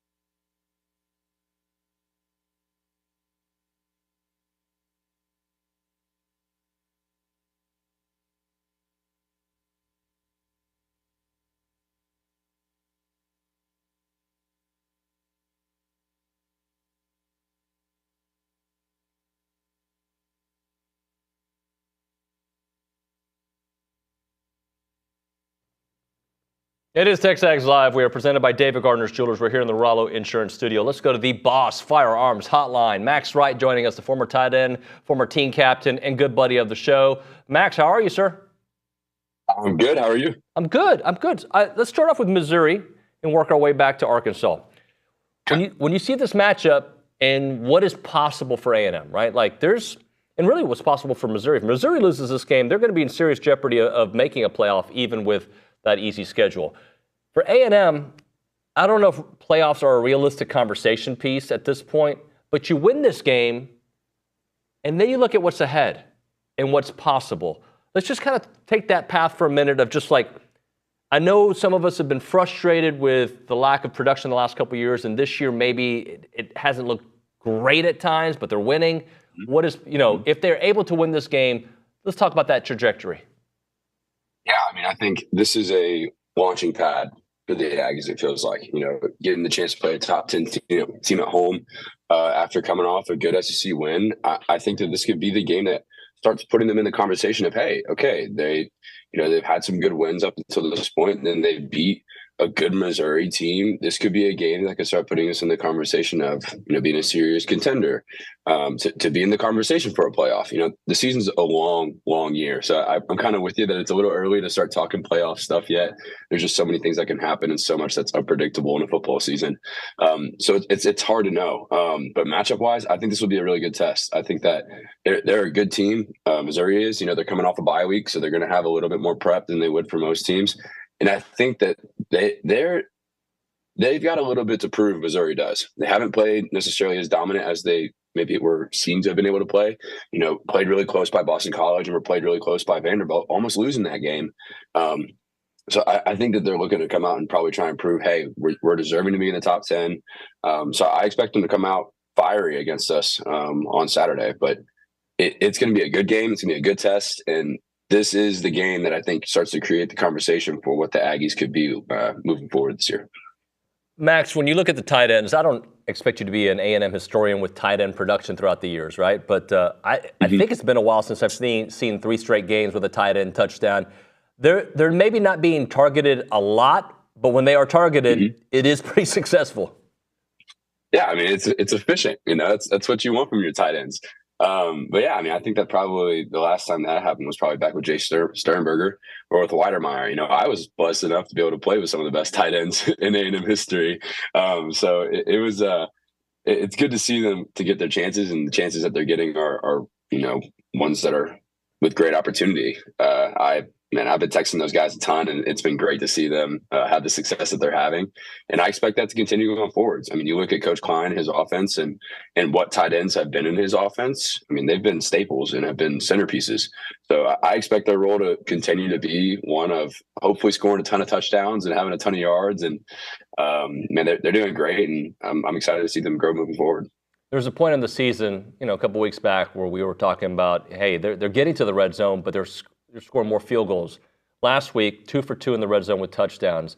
And I think that's where we've seen Colin Klein's offense really, where we really see the creative plays and the openness, the way Marcel was able to basically walk in for a touchdown, the touchdown to Trey. Just talk a little bit about that red zone offense. Yeah, I love the way that he uses his motions and misdirections and eye violations to get the yards that he needs to get in the red zone. Red zone makes your offense a little bit different. You don't have as much space to work with, and guys are going to be locked in the red zone. So you got to have your best plays in your pocket. I love the plays that they were running with Marcel, giving him the chance to use his legs. Marcel is quick and explosive, and man, if you can create a hole for him, he's going to hit it, and he's going to hit it fast.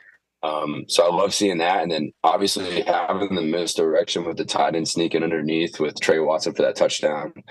I think that Coach Klein has a great offense from what I've seen. I've loved getting to see some of his creativity in the red zone, like you were saying. I think that as the year goes on, I think we're only going to see more of his playbook. And I think that we did see that this week. And that's something that we talked about last week with, I expect him to bring more things out of his pocket and not up from his sleeve. I think that you have to do that as you get deeper into SEC play. Teams have enough film on you now. They've seen a lot of your consistent plays that you run. So you have to change things up. You can't be predictable. You can't be a team that runs the same plays in same situations. And I think that's why we had success in the red zone was we ran different plays. We ran with things that maybe we haven't ran a ton before. And I think that Coach Klein's doing a great job of keeping things new and fresh and different every single week. Talking to Max Wright on the Boss Firearms Hotline. Max, let's talk Noah for a second, because he's been a guy that at times we're like, man, this guy could be a dynamic number one wide receiver. And then he kind of goes absent for a little bit. What I saw against Arkansas was a guy who wanted the ball, and they did target him. And not only did he have a big play, he was just very reliable anytime they needed a play. Yeah, I mean, he had 6 receptions for 109 yards, and then obviously the 58-yard touchdown. I mean, Noah has every tool to be a great asset in the offense, and I think that everyone knows that. I mean, you look at the guy; he's big, he's tall, he's lanky, and he's fast. I mean, and he runs good routes. I can say literally everything that you would want in a dream receiver about Noah. I mean, he's got it all. So, I mean, it's great to see him have a little breakout week, and I really hope that this is something that kind of gets him rolling. I mean, man, if we can get multiple receivers getting into a good rhythm with our quarterbacks and getting things going, I mean, that opens up our offense. The passing game is something that people have kind of been noticing, maybe the one area that our offense really needs to get more consistent at. And if Noah can become a centerpiece of that and a reliable piece in it, I mean, that could open up and make our offense, to where we're not just a good running offense, but we can also be really dangerous in the passing game as well. So. In your momentum shifts column from this week, you talked a little bit about some of the bad things, and that was one of your pieces there was, the offensive passing game inefficiency. So for about 2.5, 3 quarters, that was the case. And then it started clicking in the fourth quarter. And also Le'Veon Moss started doing what Le'Veon Moss can do. I don't know if it was the chicken before the egg. I don't know if it was the passing that opened it up or if it was Le'Veon that opened up. But whatever they did there seemed to make Marcel much more comfortable. I agree. Yeah, I think the passing game is usually the thing that takes the longest to get into a rhythm with new offenses. It's the most complicated. You're hearing different plays. Wide receivers are running different routes, different ways. So it usually takes the longest. The run game's kind of the run game no matter where you go. Plays are kind of the same. The way the UID stuff's the same. So it makes sense why that's been so good for us this season so far.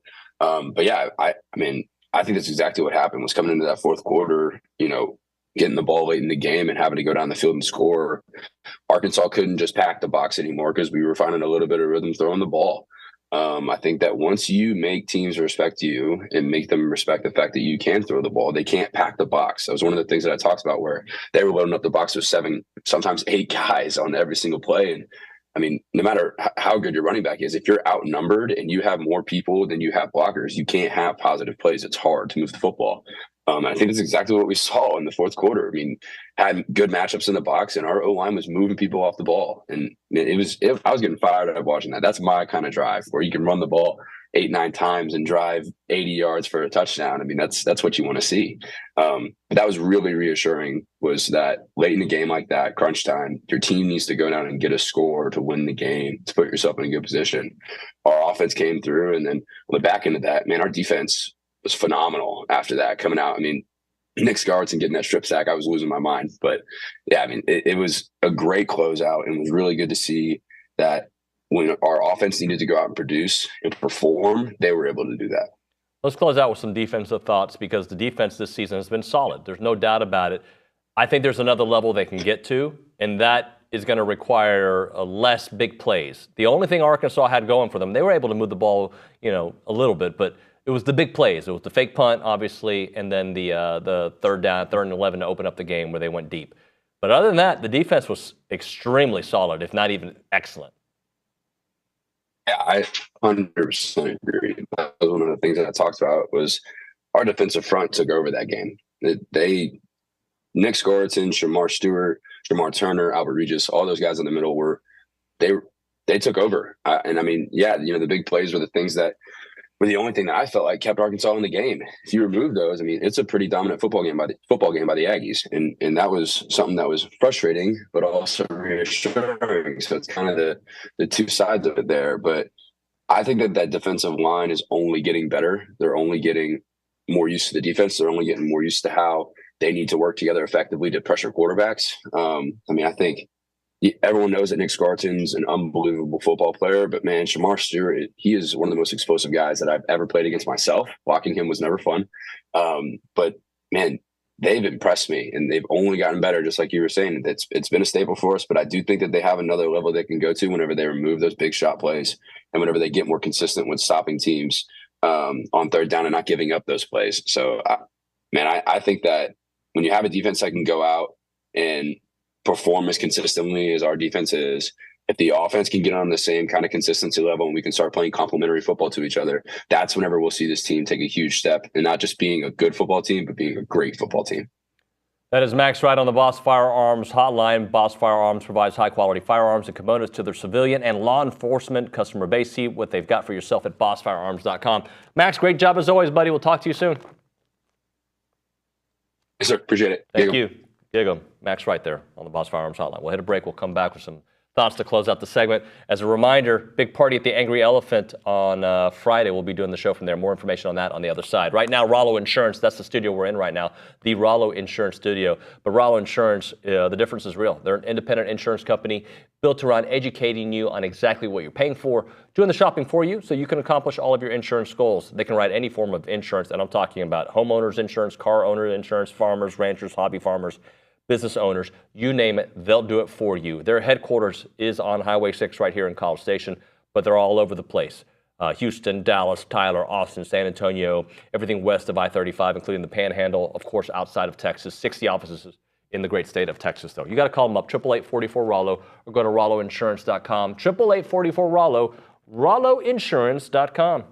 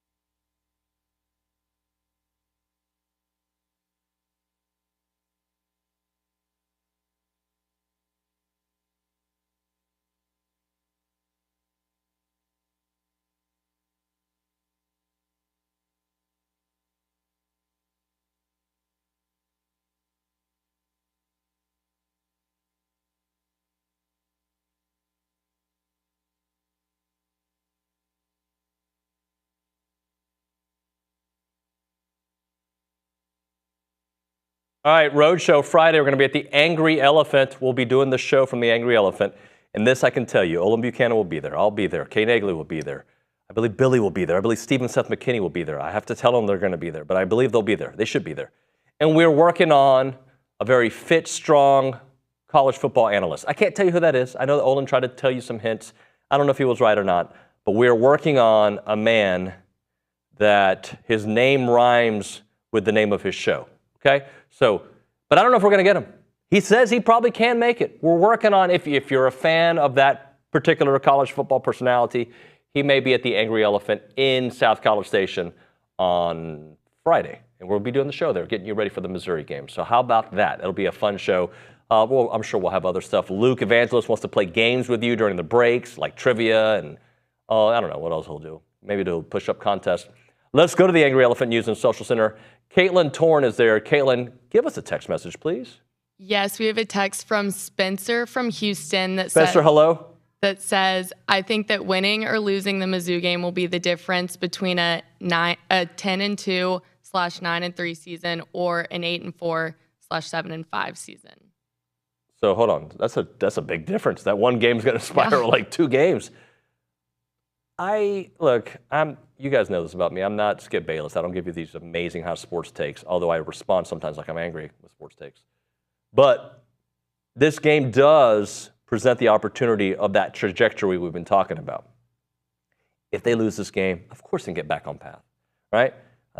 But this is a huge opportunity because not only is it the national stage, it's the only ranked game in college football. It's just an opportunity for everything to come together mid-season, and then the bye week, and then people get healthy, then Mississippi State on the road. Hopefully that's not as tough as it's been at some points. All right, on the other side, Ryan Brauninger is going to join us. We'll chit-chat with Bronny about all things going on in recruiting country. FBS Appliance and their team of experts are here to help you with the appliances that make your house a home. They carry all the top brands, making your life easier with appliances to fit any budget. They've been taking care of Texas since 1988, and they have your trusted brands like Bosch with expert staff and trained installers to guide you through the purchase because FBS Appliance is your trusted appliance store. Their commitment to customer satisfaction is at the core of everything that they do. That's why they've assembled a team trained with sales professionals who are experts in their field, and their services do not stop at sales. They offer expert installation carried out by skilled technicians. Visit any of their 8 showrooms across Texas. They got one right on Welborn, right down the street from the studio, or visit them online at factorybuilderstores.com. It's FBS. Ryan Brauninger on the other side.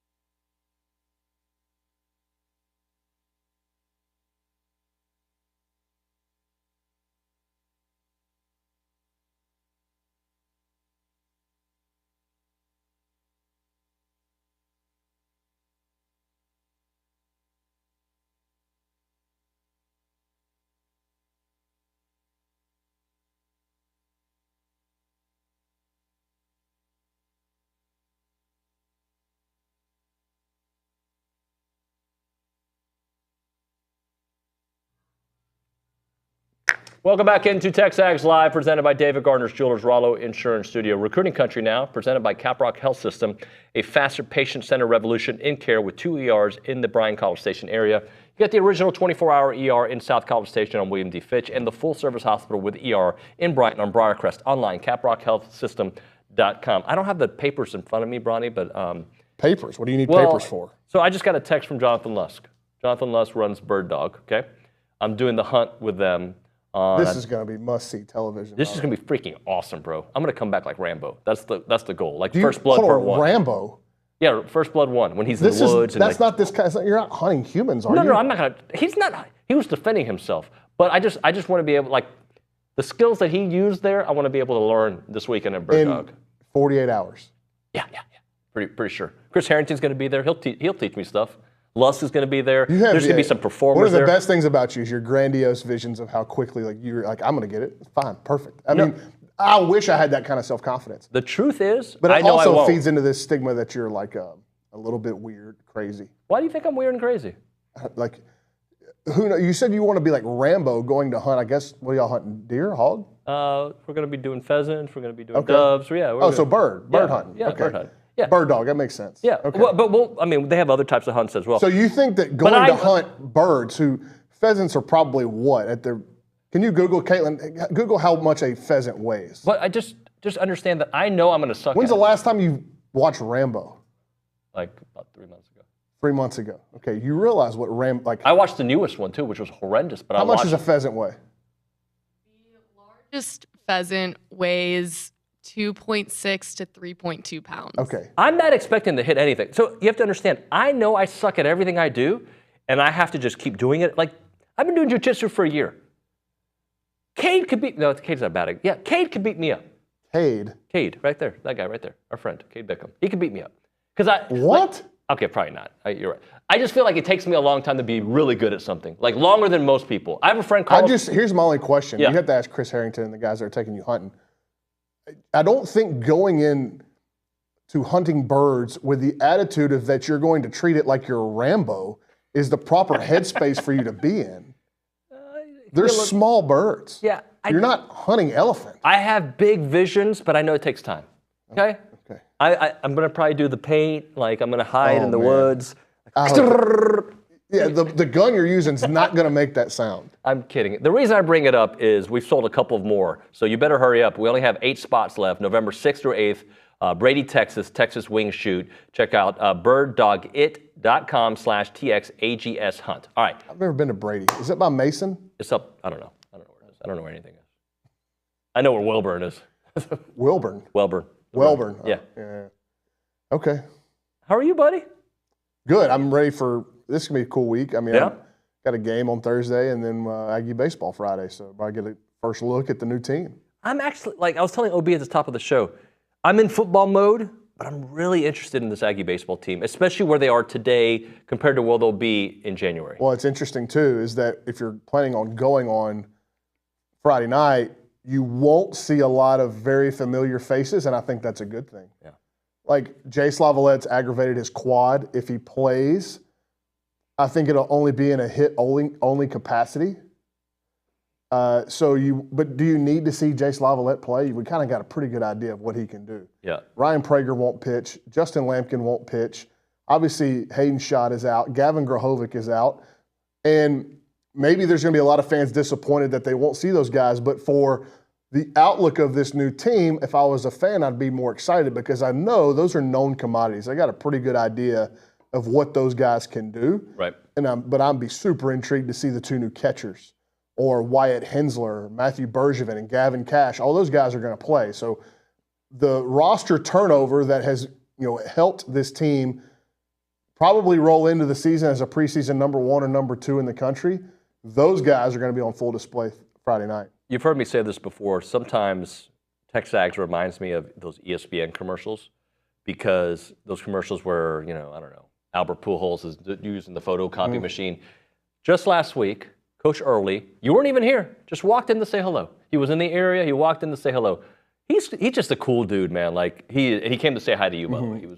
I don't think he was coming to see me. Yeah, and I think what's been cool about Coach Early, and you'll talk to the players, and we'll have a couple of them in today to kind of preview the game, but I think he is growing. His voice is growing as the head coach, and he's starting. It was all a whirlwind when he got here. Obviously, how the hire happened, but it's his first time to be the head coach, and I think it takes a little bit once you become the guy in that seat to fully understand what that entails from the day-to-day aspect. Like your phone is the one that rings all the time, right? Because it's your job to take care of the problem. So if a kid misses a class or is late to a lift or tweaked his back during workouts, or there's something, hey, there's a group of visitors coming in for the, I'm just making this up, AgriLife department. They'd love to come tour the stadium. Coach, can you show them? Like, his phone rings for all of that. And so I think as that he's grown and he's sat in the chair longer, he's starting to get more and more comfortable with it. And his voice is growing more and more at practices within those kind of arenas too, like all the other stuff. And I think he's taken to the job pretty well. All right, let's get into some recruiting points. Pool of players. When you say it's not expanding much, kind of explain what that means. So everybody thought, and there's always this kind of, you wonder going into football seasons, okay, this is the group. A&M's got this amount of commitments, and here's the group of players that they're after. And you're talking like a Toby Hostrup, Lamont Rogers, who's obviously still committed to Mizzou. The receivers that they've been after, Dalen McCutcheon. There's a new one that's kind of popped up this week, Malik Clark. But Malik Clark is the outlier. Like the pool of players that they're really going after is not vast and expansive. It's pretty much the same names. I guess Toby Hostrup you could add to that new group, but he's kind of a special case considering his background in football and him being so new to it that everybody is just now jumping onto his recruitment. But A&M really hasn't cast a wide net. We're about halfway through the season now. By this point, the huddle tapes have made the rounds. Anybody that's having really good seasons has been scouted. And you just have to wonder, A&M must feel really good about where they're at with a lot of their recruits because they haven't started sending out new offers and they don't feel like they need to stretch themselves right now. Yeah, I'm sorry, Kate was talking to me in the middle of that. So do you think part of that is Coach Elko and the staff have zeroed in? These are the guys we want. We don't need to kind of expand. What we also don't know is how many each year, how much they're going to allot for the portal. And even though this is their first full recruiting class, when they jumped into the scene as a new staff here, they were behind on the class of 2025 in terms of relationships, getting to know the decision makers in each recruitment. Who's important? Is it mom? Is it dad? Is it grandpa? You're only better at that with more time and understanding each recruitment. So they were a little bit late to this class of 2025, where I think we're going to see a real clear picture of how they want to operate going forward is the class of 2026. And we'll get to a prospect in just a second in that class. But for the class of 2025, I think they're pretty much comfortable with where they're at with commitments, where their offers are out, where their targets are out, their feelers are out. And if they can pluck out of that group, that small select group that they're still after, they'd be thrilled. If they don't, right now, I mean, it's the 1st of October. It's hard to be definitive with any of this because it's so fluid. But right now, you'd have to say that the plan looks like to hold firm with what they've got. They're fighting a lot of battles with their commit class. Be really targeted and really focused on the group of players, the uncommitted players or the players they're trying to flip. And then the rest of that for whatever they don't get to the portal and kind of see what that looks like. But, I think we got to talk about some of the positions like running back. If you look at the roster, they probably need another running back.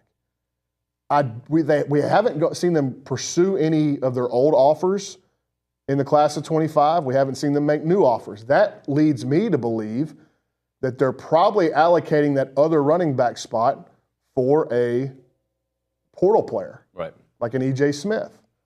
So you can kind of start telling what may be going on in their thought processes by their lack of action or lack of new action on the high school front. Tiger Ryden had a great week for DeSoto last week. I think they're thrilled with him as their high school running back. You pair him with an older veteran guy out of the portal, and then you feel a lot better about what the room looks like going forward. And look, the assumption is that obviously Amari Daniels is a senior, correct? Le'Veon Moss is playing like he's going to the NFL. The NFL. Yeah. So then you're left with Reuben Owens coming off an injury, and Tiger Ryden. You're probably going to need another back. Yeah. I mean, you're definitely going to need at least one more back. So that could be a spot in the portal where they take two if it's the right two. What about other positions of need when you look at next year? Well, positions of need and positions they're after, I think, are two different things because they're still recruiting on the offensive line. Nelson McGuire out of DFW. I mentioned Lamont Rogers. Those are two names that, like, they've got 6 kids committed. It doesn't matter. You know, they're going to go take another one if it's the right other guy. And what Adam Cushing has done in this cycle has been pretty remarkable. Tight end, they've got Keati Armstrong, who is like the biggest first off the bus prospect in the state of Texas, and his ceiling's as high as any recruit, regardless of position in the state. But they're still in talks with Nick Townsend out of Spring Decaney, who's committed to Texas. That's looking like a long shot, but they're still in the boat there. Vander Plug's a kid off the West Coast out of California, tight end that's committed to Washington. I think they would like to find somebody that they feel really confident in as an inline blocker that can also function in the pass game. Now, Nick Townsend is the outlier there because he's a freak show of an athlete. It doesn't matter if he can block. You'll teach that kid how to block. He's just insane as an athlete with the ball in his hands. And Keati could obviously grow into that. I mean, he's 6'6", 265, 270. But maybe they're looking for more of a Max Wright type of body style that can be really impactful at the line of scrimmage, or you can move him into that wing role and be impactful in the run game to the perimeter. We know how important that position is for Colin Klein and his offense. So, but you can go by position. Like wide receiver, I don't think that they are just going to take a body to take a body. They're after Dalen McCutcheon. I mentioned Malik Clark. Those are both Florida State commitments. And Dalen McCutcheon's obviously listened to a lot of people right now. I think Texas and SMU are also on the list. But they're not going to – it just doesn't seem like they're going to expand on their player pool right now just because they feel like they need bodies. You understand what I'm saying? Yeah, sure. Now, there is a kid – I've been watching some tape this week. There's a kid out of Austin Anderson High School named Ed Small. He was once committed to Texas to play baseball, and now he's going the football route, and his stock just keeps going up and up. That'd be a kid that I'd be really interested to see what A&M thought about him. He's committed to TCU right now, and that was a really good eval by the Horned Frog staff. I love his game. I love his tape. It'd be something I'd really be interested for A&M to get into that recruiting. But if they don't, that just means that they're confident in, A, the guys they've got, which Texas is making a massive push for Kelshawn Johnson. They're going to have to fight them off. And one of the kids that we didn't talk about hardly at all because we just didn't have a lot of background on him was TK Norman when he committed. He's had a sensational senior season, at least start to his senior season in Alabama. And, you know, we talked to some folks out there that are really high on him as a player and a prospect. Like, long, can really run. They think his best football is ahead of him, and they're really high on him as a prospect. But, you know, where do they go in the high school ranks from there? They got to keep Kelshawn. Kelshawn's had a really good season for Hitchcock.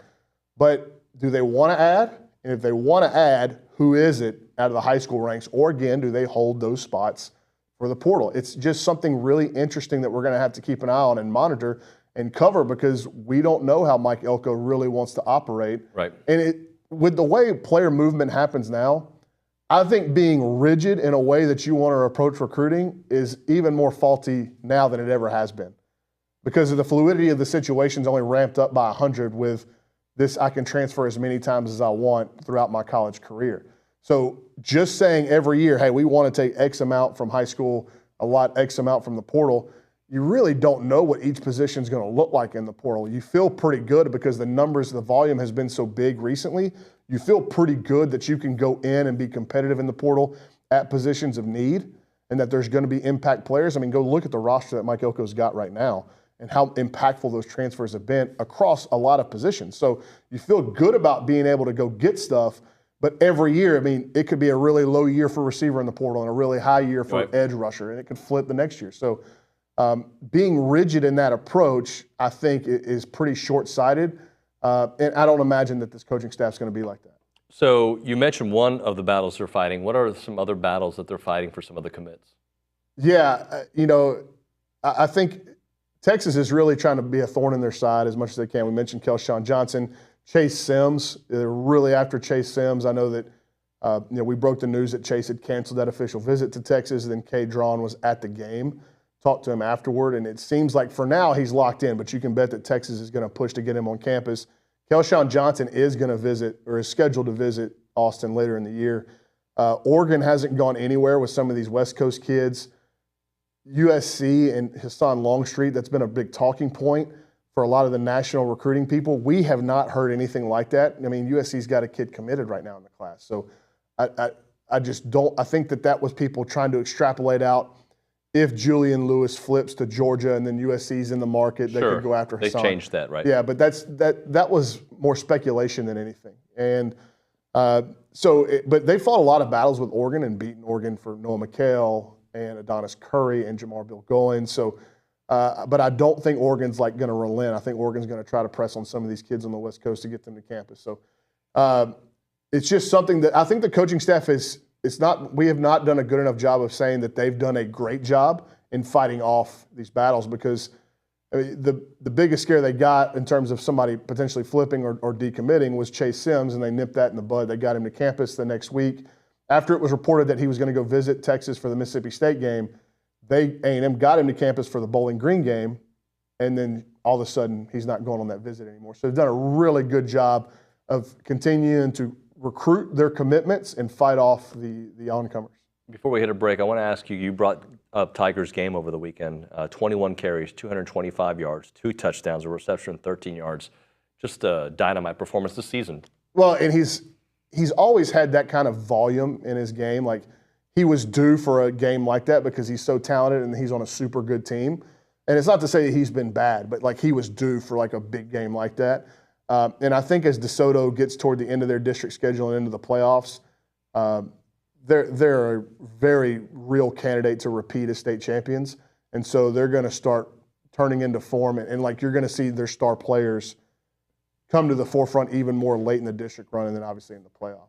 All right, if you have a question for Bronny, we'll take that on the other side, 979-693-1150. You can text that number, your questions for Bronny, or you can write it on the chats at TexAgs.com and, of course, on the YouTube channel, which we need you guys to like, comment, and subscribe. Come on, grow that number. It helps out the company so we can provide more content for you. So if you're listening, go subscribe to that, please. Duck camp time. So when I go on this hunt with Bird Dog, I'm going to be decked out in my duck camp gear. I've already been talking to the crew over there. Luke's taking care of me. It is just real comfortable clothing for anything you want to do outdoors, right? I use some of the stuff for just my athletic stuff. It's fantastic. They've got a great fit, super comfortable, not your run-of-the-mill Maggie fit, and it's just it ranges from the new sun protection gear that they have to technical hunting to fishing apparel, and the hats are amazing. You've seen me wear it, and I do wear it with a flat bill. I apologize to those who are offended by it, but that's how I like to roll with that particular hat. They've been tested in the backcountry of Alaska to dove fields of Texas. Hello, I'll be wearing it, as I mentioned, there in November. So they are the place to go when you're looking for any of your outdoor fits, right? If we're talking about going hunting, or if we're talking about fishing, or just doing athletic stuff, duck camp gear is made for people that live for moments out there where there are fish to catch, birds to hunt, and a time to kill, and of course, football to watch. Check out the gear at duckcamp.com. That's duckcamp.com.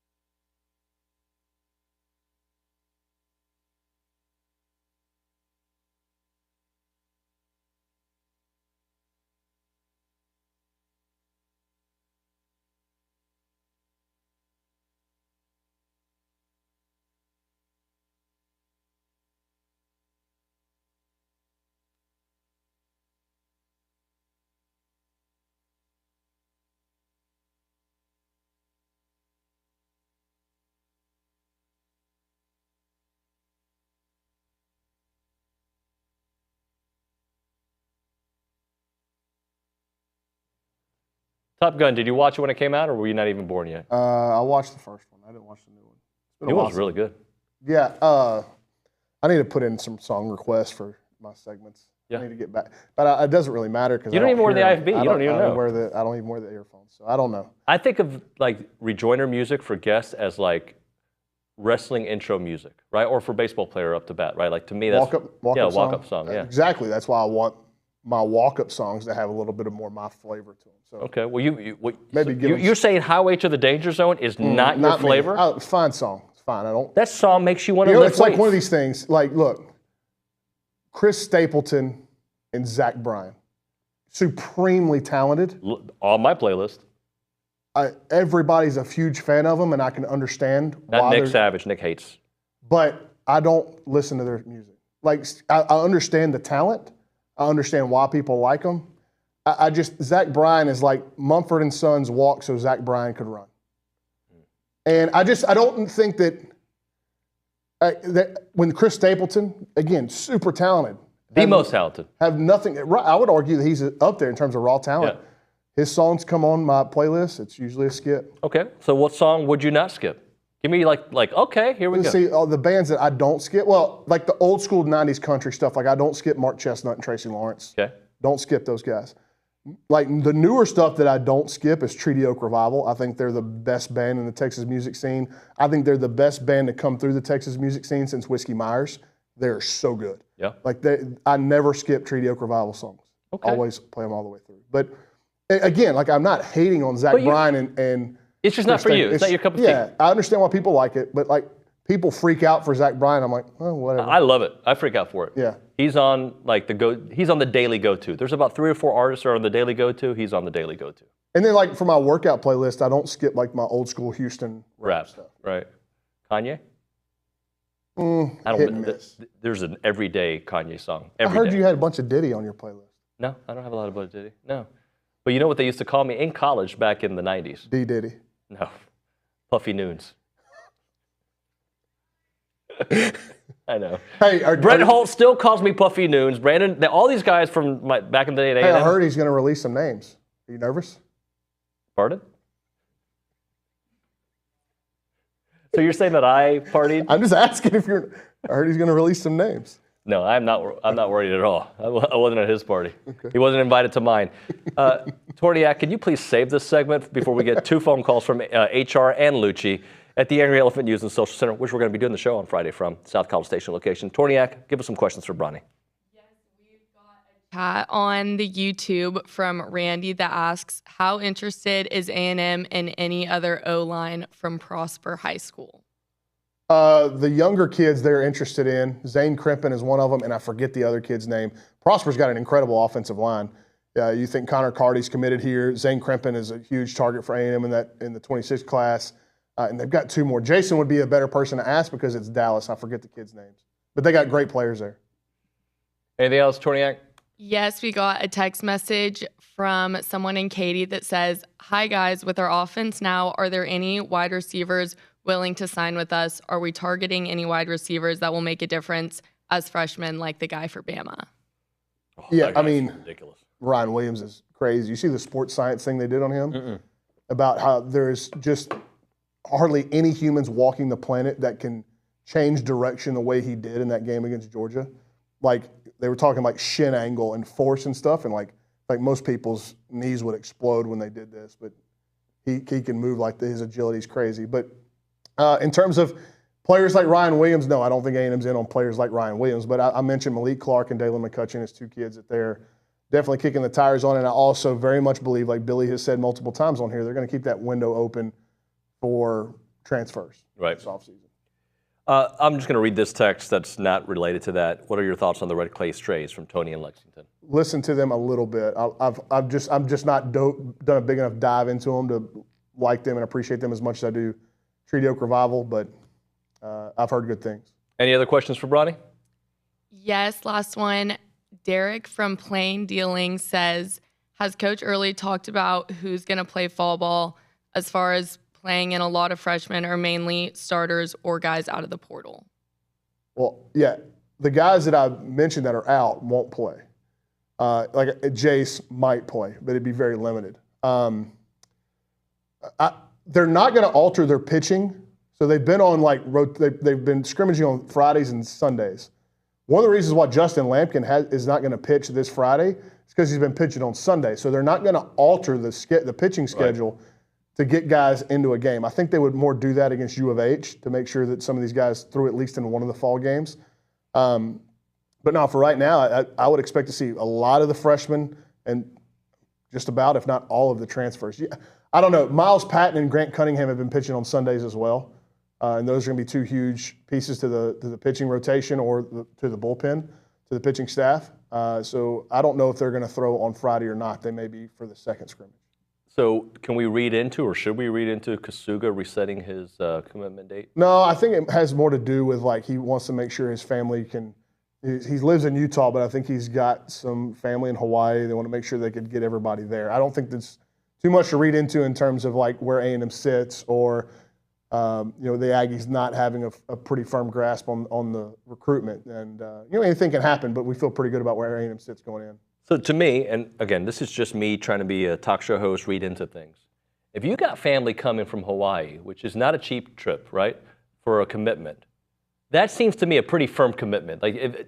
You can't read into anything these days, but my point is he seems like wherever he ends up. He seems that way because of the kind of kid that he is. Our limited interactions with him and his family have been super. So I think not only is he a super talented kid, but it seems like he's going to check a lot of the culture boxes that Mike Elko is looking for, especially in a signal caller and a leader. But it's interesting. The 26 class, like I said, we're going to get a much clearer picture of how this thing is going to look, I think, going forward in terms of how they want to run it from start to finish in a recruiting class, just because they were behind when they came in on the class of 25. But one of the things, and I don't know how many people are saying it on the message board, but the squeaky wheel gets the grease, right? Yep. So a lot of folks are saying this is Mike Elko's most talented team. He needs to win because this is the most talented team he's going to have. There's zero way for you to know that. Zero. You have no idea if this is going to be his most talented team or not. I think folks are saying that because of the 2022 recruiting class being their third year on campus, but why don't you go pull up that list of that 2022 class and see how many of them are impact players at Texas A&M. Or anywhere, really. Some of those guys are, some of the guys that left are not doing much where they went to. Right. So is that what you're basing this hypothesis on, is that the 2022 class was ranked really high? Go look at the 2023 class, which wasn't ranked very high. It's got some real players in it, guys that are making big impacts on Saturday. But if you believe firmly that this is going to be Mike Elko's most talented football team, again, there's no way for you to definitively say that, but if you believe that, then you also can't come behind that and say he also struggles as a recruiter. Because let me go through the names of the players that Mike Elko recruited that are playing a bunch on Saturday. Because I wrote this down because I thought it was such an interesting thing for people to say. You can't say this team is super talented, it's the most talented he's going to have, and then come behind it and say, I'm worried about him as a recruiter. Cyrus Allen, Terry Bussey, Jabri Barber, Trey Watson, Shane Calhoun, E.J. Smith, Armaje Reed-Adams, Coley Fayu. All those guys are playing. Yep. They're all playing. Some of them are playing a bunch. And, Cyrus Allen, Terry Bussey, Jabri Barber, Trey Watson, if this offense is going to take a jump, it's going to be those guys. It's going to be those guys. Yep. I hope Noah continues to do what he did last week. On defense, it's even greater than that. Des Ricks, Will Lee, Jaden Hill, Trey Jones, Marcus Ratcliffe. How good has that guy been? He's been fantastic. Scooby Williams, Solomon DeShields, Nick Scorton, Rodis Johnson, Cassius Howell, Miles Davis. All those guys are playing a bunch or a little. They were all committed to Mike Elko when he came in as the new coach. Lastly, Shamar Turner, Bryce Anderson, and unfortunately Tyreek Chappelle is injured for the rest of the year. But Mike Elko played massive roles in recruiting all those guys when they were coming out of high school. Enormous roles. So if you say that this is a super talented team, then you better give props to the head man for being a recruiter. I like that. Well said. I'm glad you said that. Bronny, before I let you go, you had put a note on here to talk about, and I think it's a good point, the Texas talent that was on display. Yeah, it's also something that I think we're going to learn more about this staff as they go forward, because you're watching Georgia-Bama, and it happens every year, and these are all kids that A&M didn't really pursue in high school. Jalen Milroe would have come here. Yep. without question, Jimbo and company chose Eli Stowers over Jalen Milroe. They had him back-to-back days at camp. A little bit of a mistake. Jalen's just gotten better and better, and he's turned himself into potentially a Heisman Trophy winner and a first-round pick. Anthony Evans, wide receiver from Converse Judson. The Aggies never really got into it, but he went to Georgia. Now he's returning punts and kicks for Georgia. Julian Humphrey, corner for Georgia. Now, he got toasted on that Ryan Williams but who wouldn't? You know, you're talking about a special talent. But Julian Humphrey from Clear Lake, A&M never really pursued out of high school, but he's good enough to go to Georgia and start. Dylan Bell might be Georgia's best wide receiver, Houston Kincaid kid. So it's always funny to track the kids that A&M didn't pursue from the state of Texas, who go to these big programs in the SEC or nationally, and they turn out to be really. I'm not talking about Donovan Jackson from Bel Air Episcopal, who A&M really wanted, and now is a guard at Ohio State. Like, duh. I'm talking about the kids that A&M really didn't push for out of high school that went to Bama, Georgia, Florida, Ole Miss, LSU, and they turn out to be real players. I just wonder if this new staff is going to take that more into account and be more aggressive pursuing Texas kids that they may be fringe on. You know, like, I don't know if this kid can play or not, but I certainly don't want him to go into Alabama or Georgia and developing and playing against me. Does that happen where, like, you weren't really interested in a player, but you say, man, I see Georgia's after him. I see Bama's after him. Sure. Maybe I need to get. What happens is you go back. You have to trust your own evaluations. Right. But you go back in and give them another look. So if Ohio State, and I'll tell you a program that comes into the state of Texas and when they offer, everybody goes, okay, I need to watch that tape again, is Utah. Is that right? Utah is they've got a great reputation of scouting the state, offering kids, and they, like, a lot of folks will go back in and go, did I eval this kid? Because Utah offered him. They do such a good job with the evaluations. But again, in this age of player fluidity, is the kid from Texas, is it going to mean more for him to play for Texas A&M? We don't know that yet, but it's a question I think you should ask. All right, Recruiting Country brought to you by Caprock Health System. Thank you, Bronny. Thank you. Open segment on the other side, so we'll open up the phone lines. You can call up the Boss Firearms Hotline. We can chit-chat about anything we've discussed here, quarterback situation, your thoughts on who you think is going to be going on Saturday and why, and what you want to see from that position. Also, just talk about some of the other storylines, SEC storylines we can get into as well. A moment now for call. By the way, that number is 979-693-1150. Moment for Caldwell Country Chevrolet. You can find them online at caldwellcountrychevrolet.com, and of course, you can drive to Caldwell on Highway 21. When you go there, you know you're going to get great customer service, you get a great price, great trade-in value. Those three reasons right there make Caldwell Country the place to go. Start online at caldwellcountrychevrolet.com to see the selection that they have, and then you make the drive out there. You're going to be blown away by the entire experience when you go to Caldwell Country Chevrolet, because that experience starts great. It is great while you're there, and afterwards you're like, they're still doing great things for me, and that's exactly what they do. They have complimentary pickup and delivery for their service customers. They have free oil changes for life on the life of your purchase, right? So as long as you own that vehicle from Caldwell Country Chevrolet, they're going to give you a free oil change. They're a proud supporter of Aggie athletics because they love everything Aggie, football and basketball and baseball, you name it, all the sports here in town. They have a strong and committed sales staff with many years of experience satisfying customer needs. Again, it's Caldwell Country Chevrolet. It's about a 15-minute drive, the edge of Bryan to the beginnings of Caldwell. Short conversation away, but you'll see the difference when you step on the lot and do business with the great people there at Caldwell Country Chevrolet. Highway 21 in Caldwell, online, caldwellcountrychevrolet.com.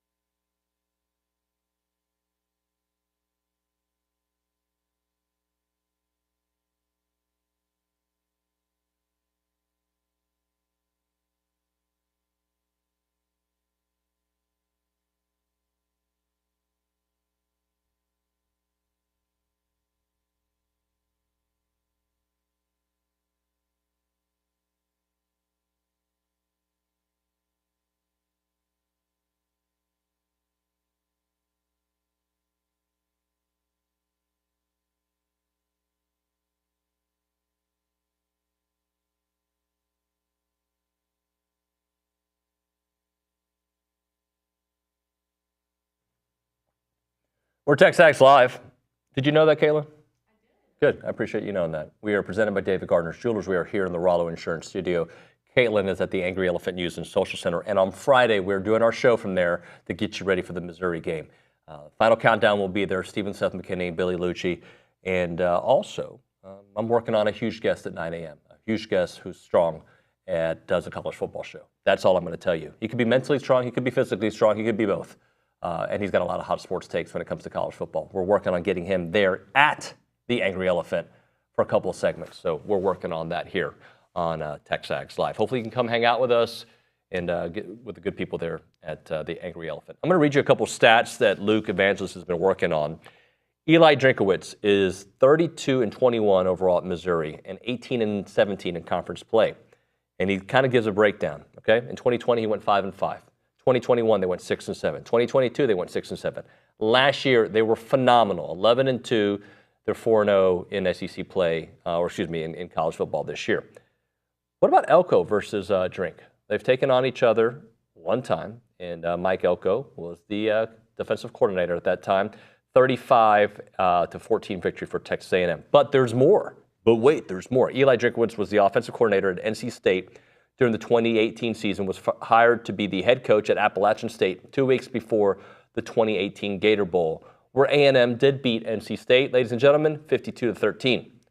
So, again, we're just giving you a little bit of storylines to consider when these two match up. Not that that tells you what's going to happen on Friday, but if we're allowed to talk about historical things in the Arkansas series, or somebody can bring up something that happened in 2010, we can bring up the last few times they've faced each other. Mizzou enters the top 25 showdown coming off their bye week over the last 3 seasons.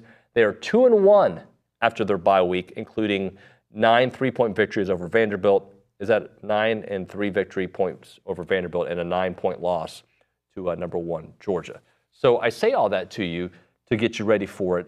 One thing that I have learned about Missouri in my prep, and when I shoot my Nuño's notes, I'll go a little bit deeper into some of the statistics on this, but they settle for a lot of field goals. They get to the red zone, but they settle a lot. And the play calling changes when Missouri moves the ball. They'll move the ball to the 40, right? They'll get to their opponent's 40, and then all of a sudden they get very conservative. Look at that as an opportunity for A&M to go after and get after Brady Cook. I'm saying that out loud now. For a team that likes to move the ball a lot, they don't go down the field as much as you would think, a team with that kind of offense, but they will move it from the 20 to the 40, so the opponent's 40, right? And then all of a sudden, things get a little bit harder, they get a little more conservative, and they settle often because he's a little bit more conservative, Eli Drinkowitz in this case, at kicking field goals. And I believe their field goal kicker a couple weeks ago was the special teamer of the week. That being said, special teamer of the week, cool, he missed a couple field goals the week after. So I say that to you, that it could be a real opportunity if you don't see A&M able to get in the backfield early on when they go conservative, you might see some opportunities to get that. Let's go back to the Angry Elephant News and Social Center. I know Caitlin's got a few text messages, a couple of SEC thoughts to get into. Yes, so Alabama moves to number 1 over TU after their victory against Georgia this weekend. Georgia is 49-3 since November 2020, with all 3 of those losses coming from Alabama. Bama was led by Jalen Milroe, who passed for 374 yards, rushed for 117 yards, and 17-year-old Ryan Williams caught 6 passes for 177 yards, including a 75-yard catch and run, which ended up being the winning score. Interesting. Here's what I'll say. I'm supposed to not like.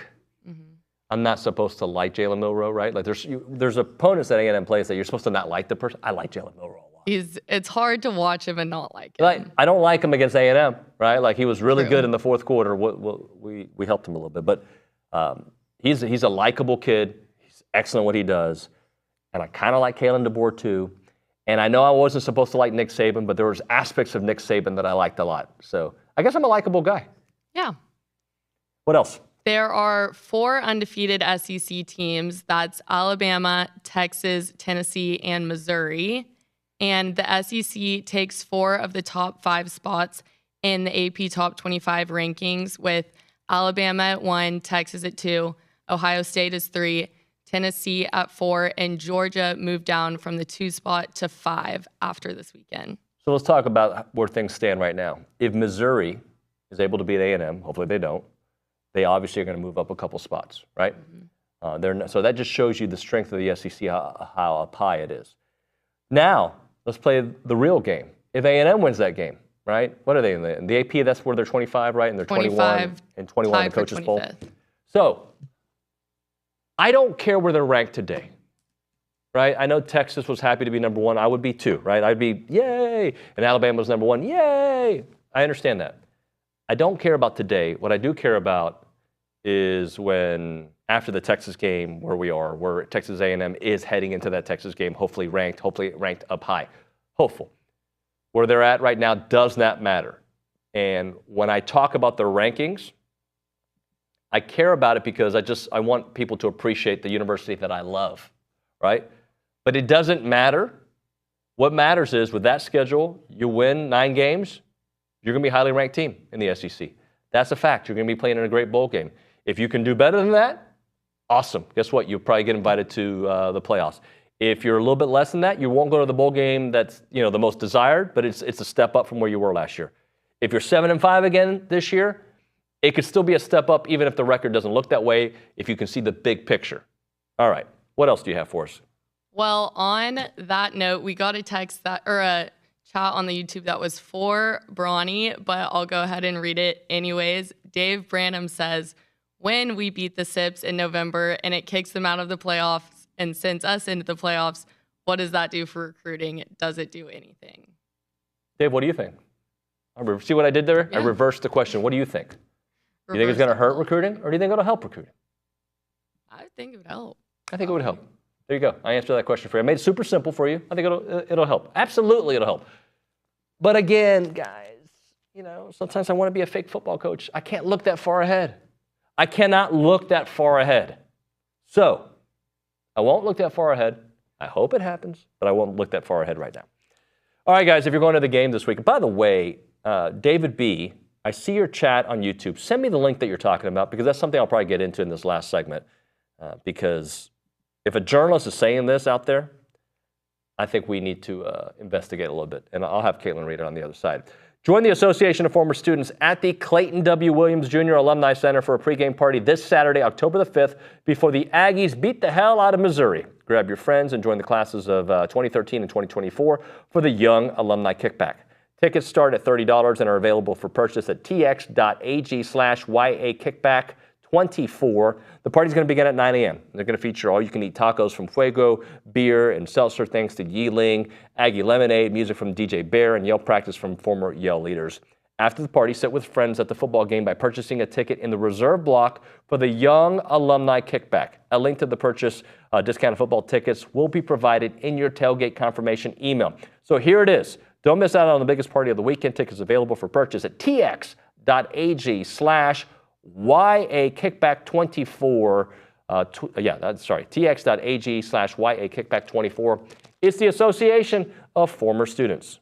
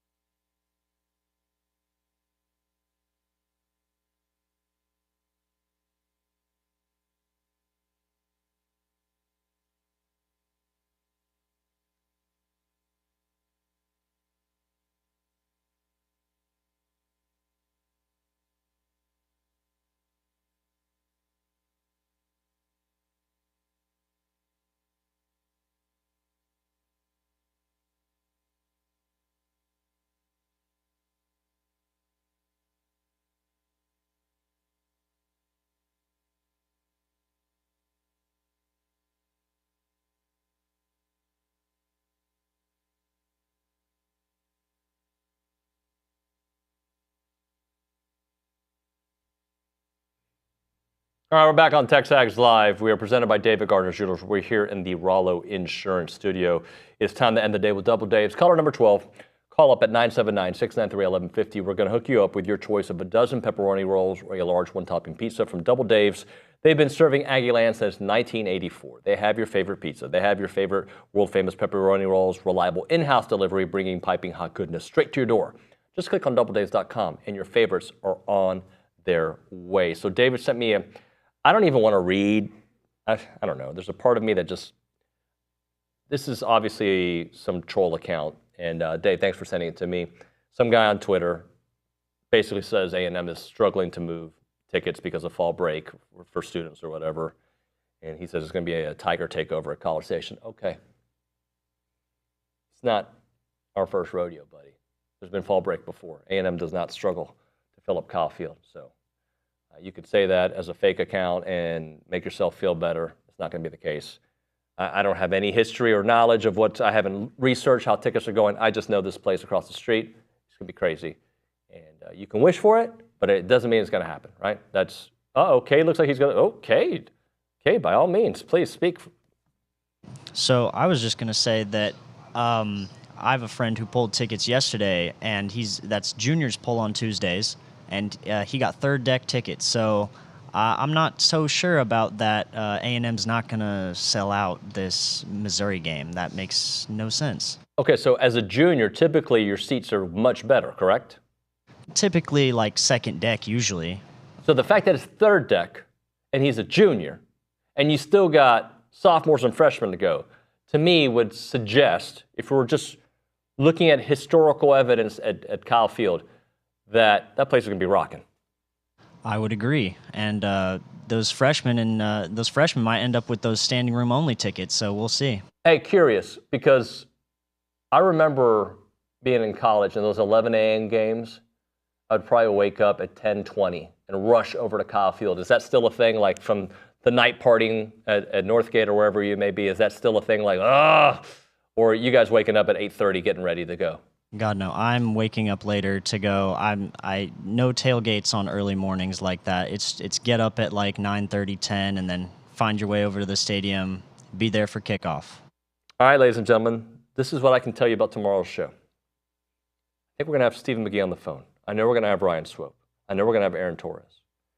And I know for a fact we're going to have Jim Turner. In fact, Jim Turner's here right now. We're actually going to record that segment and run it for you tomorrow. And we're going to keep some of it for TexAgs.com. So it's going to be a really nice production value piece. So we'll have that. And, of course, the normal stuff we have on a Thursday, the fan show guys. Royce Hickman is going to be in here. So looking forward to talking to Royce Hickman. I haven't talked to him in a minute. All right, friends. That's going to do it here for TexAgs on a Wednesday. My thanks to John Harris. My thanks to Paul Finebaum. My thanks to Billy Lucci, Olin Buchanan, Max Wright, Coach G, Bronny, or I was going to call him Bronathan, but Bronny, all those good people. Thanks so much for watching and listening. We will see you all mañana.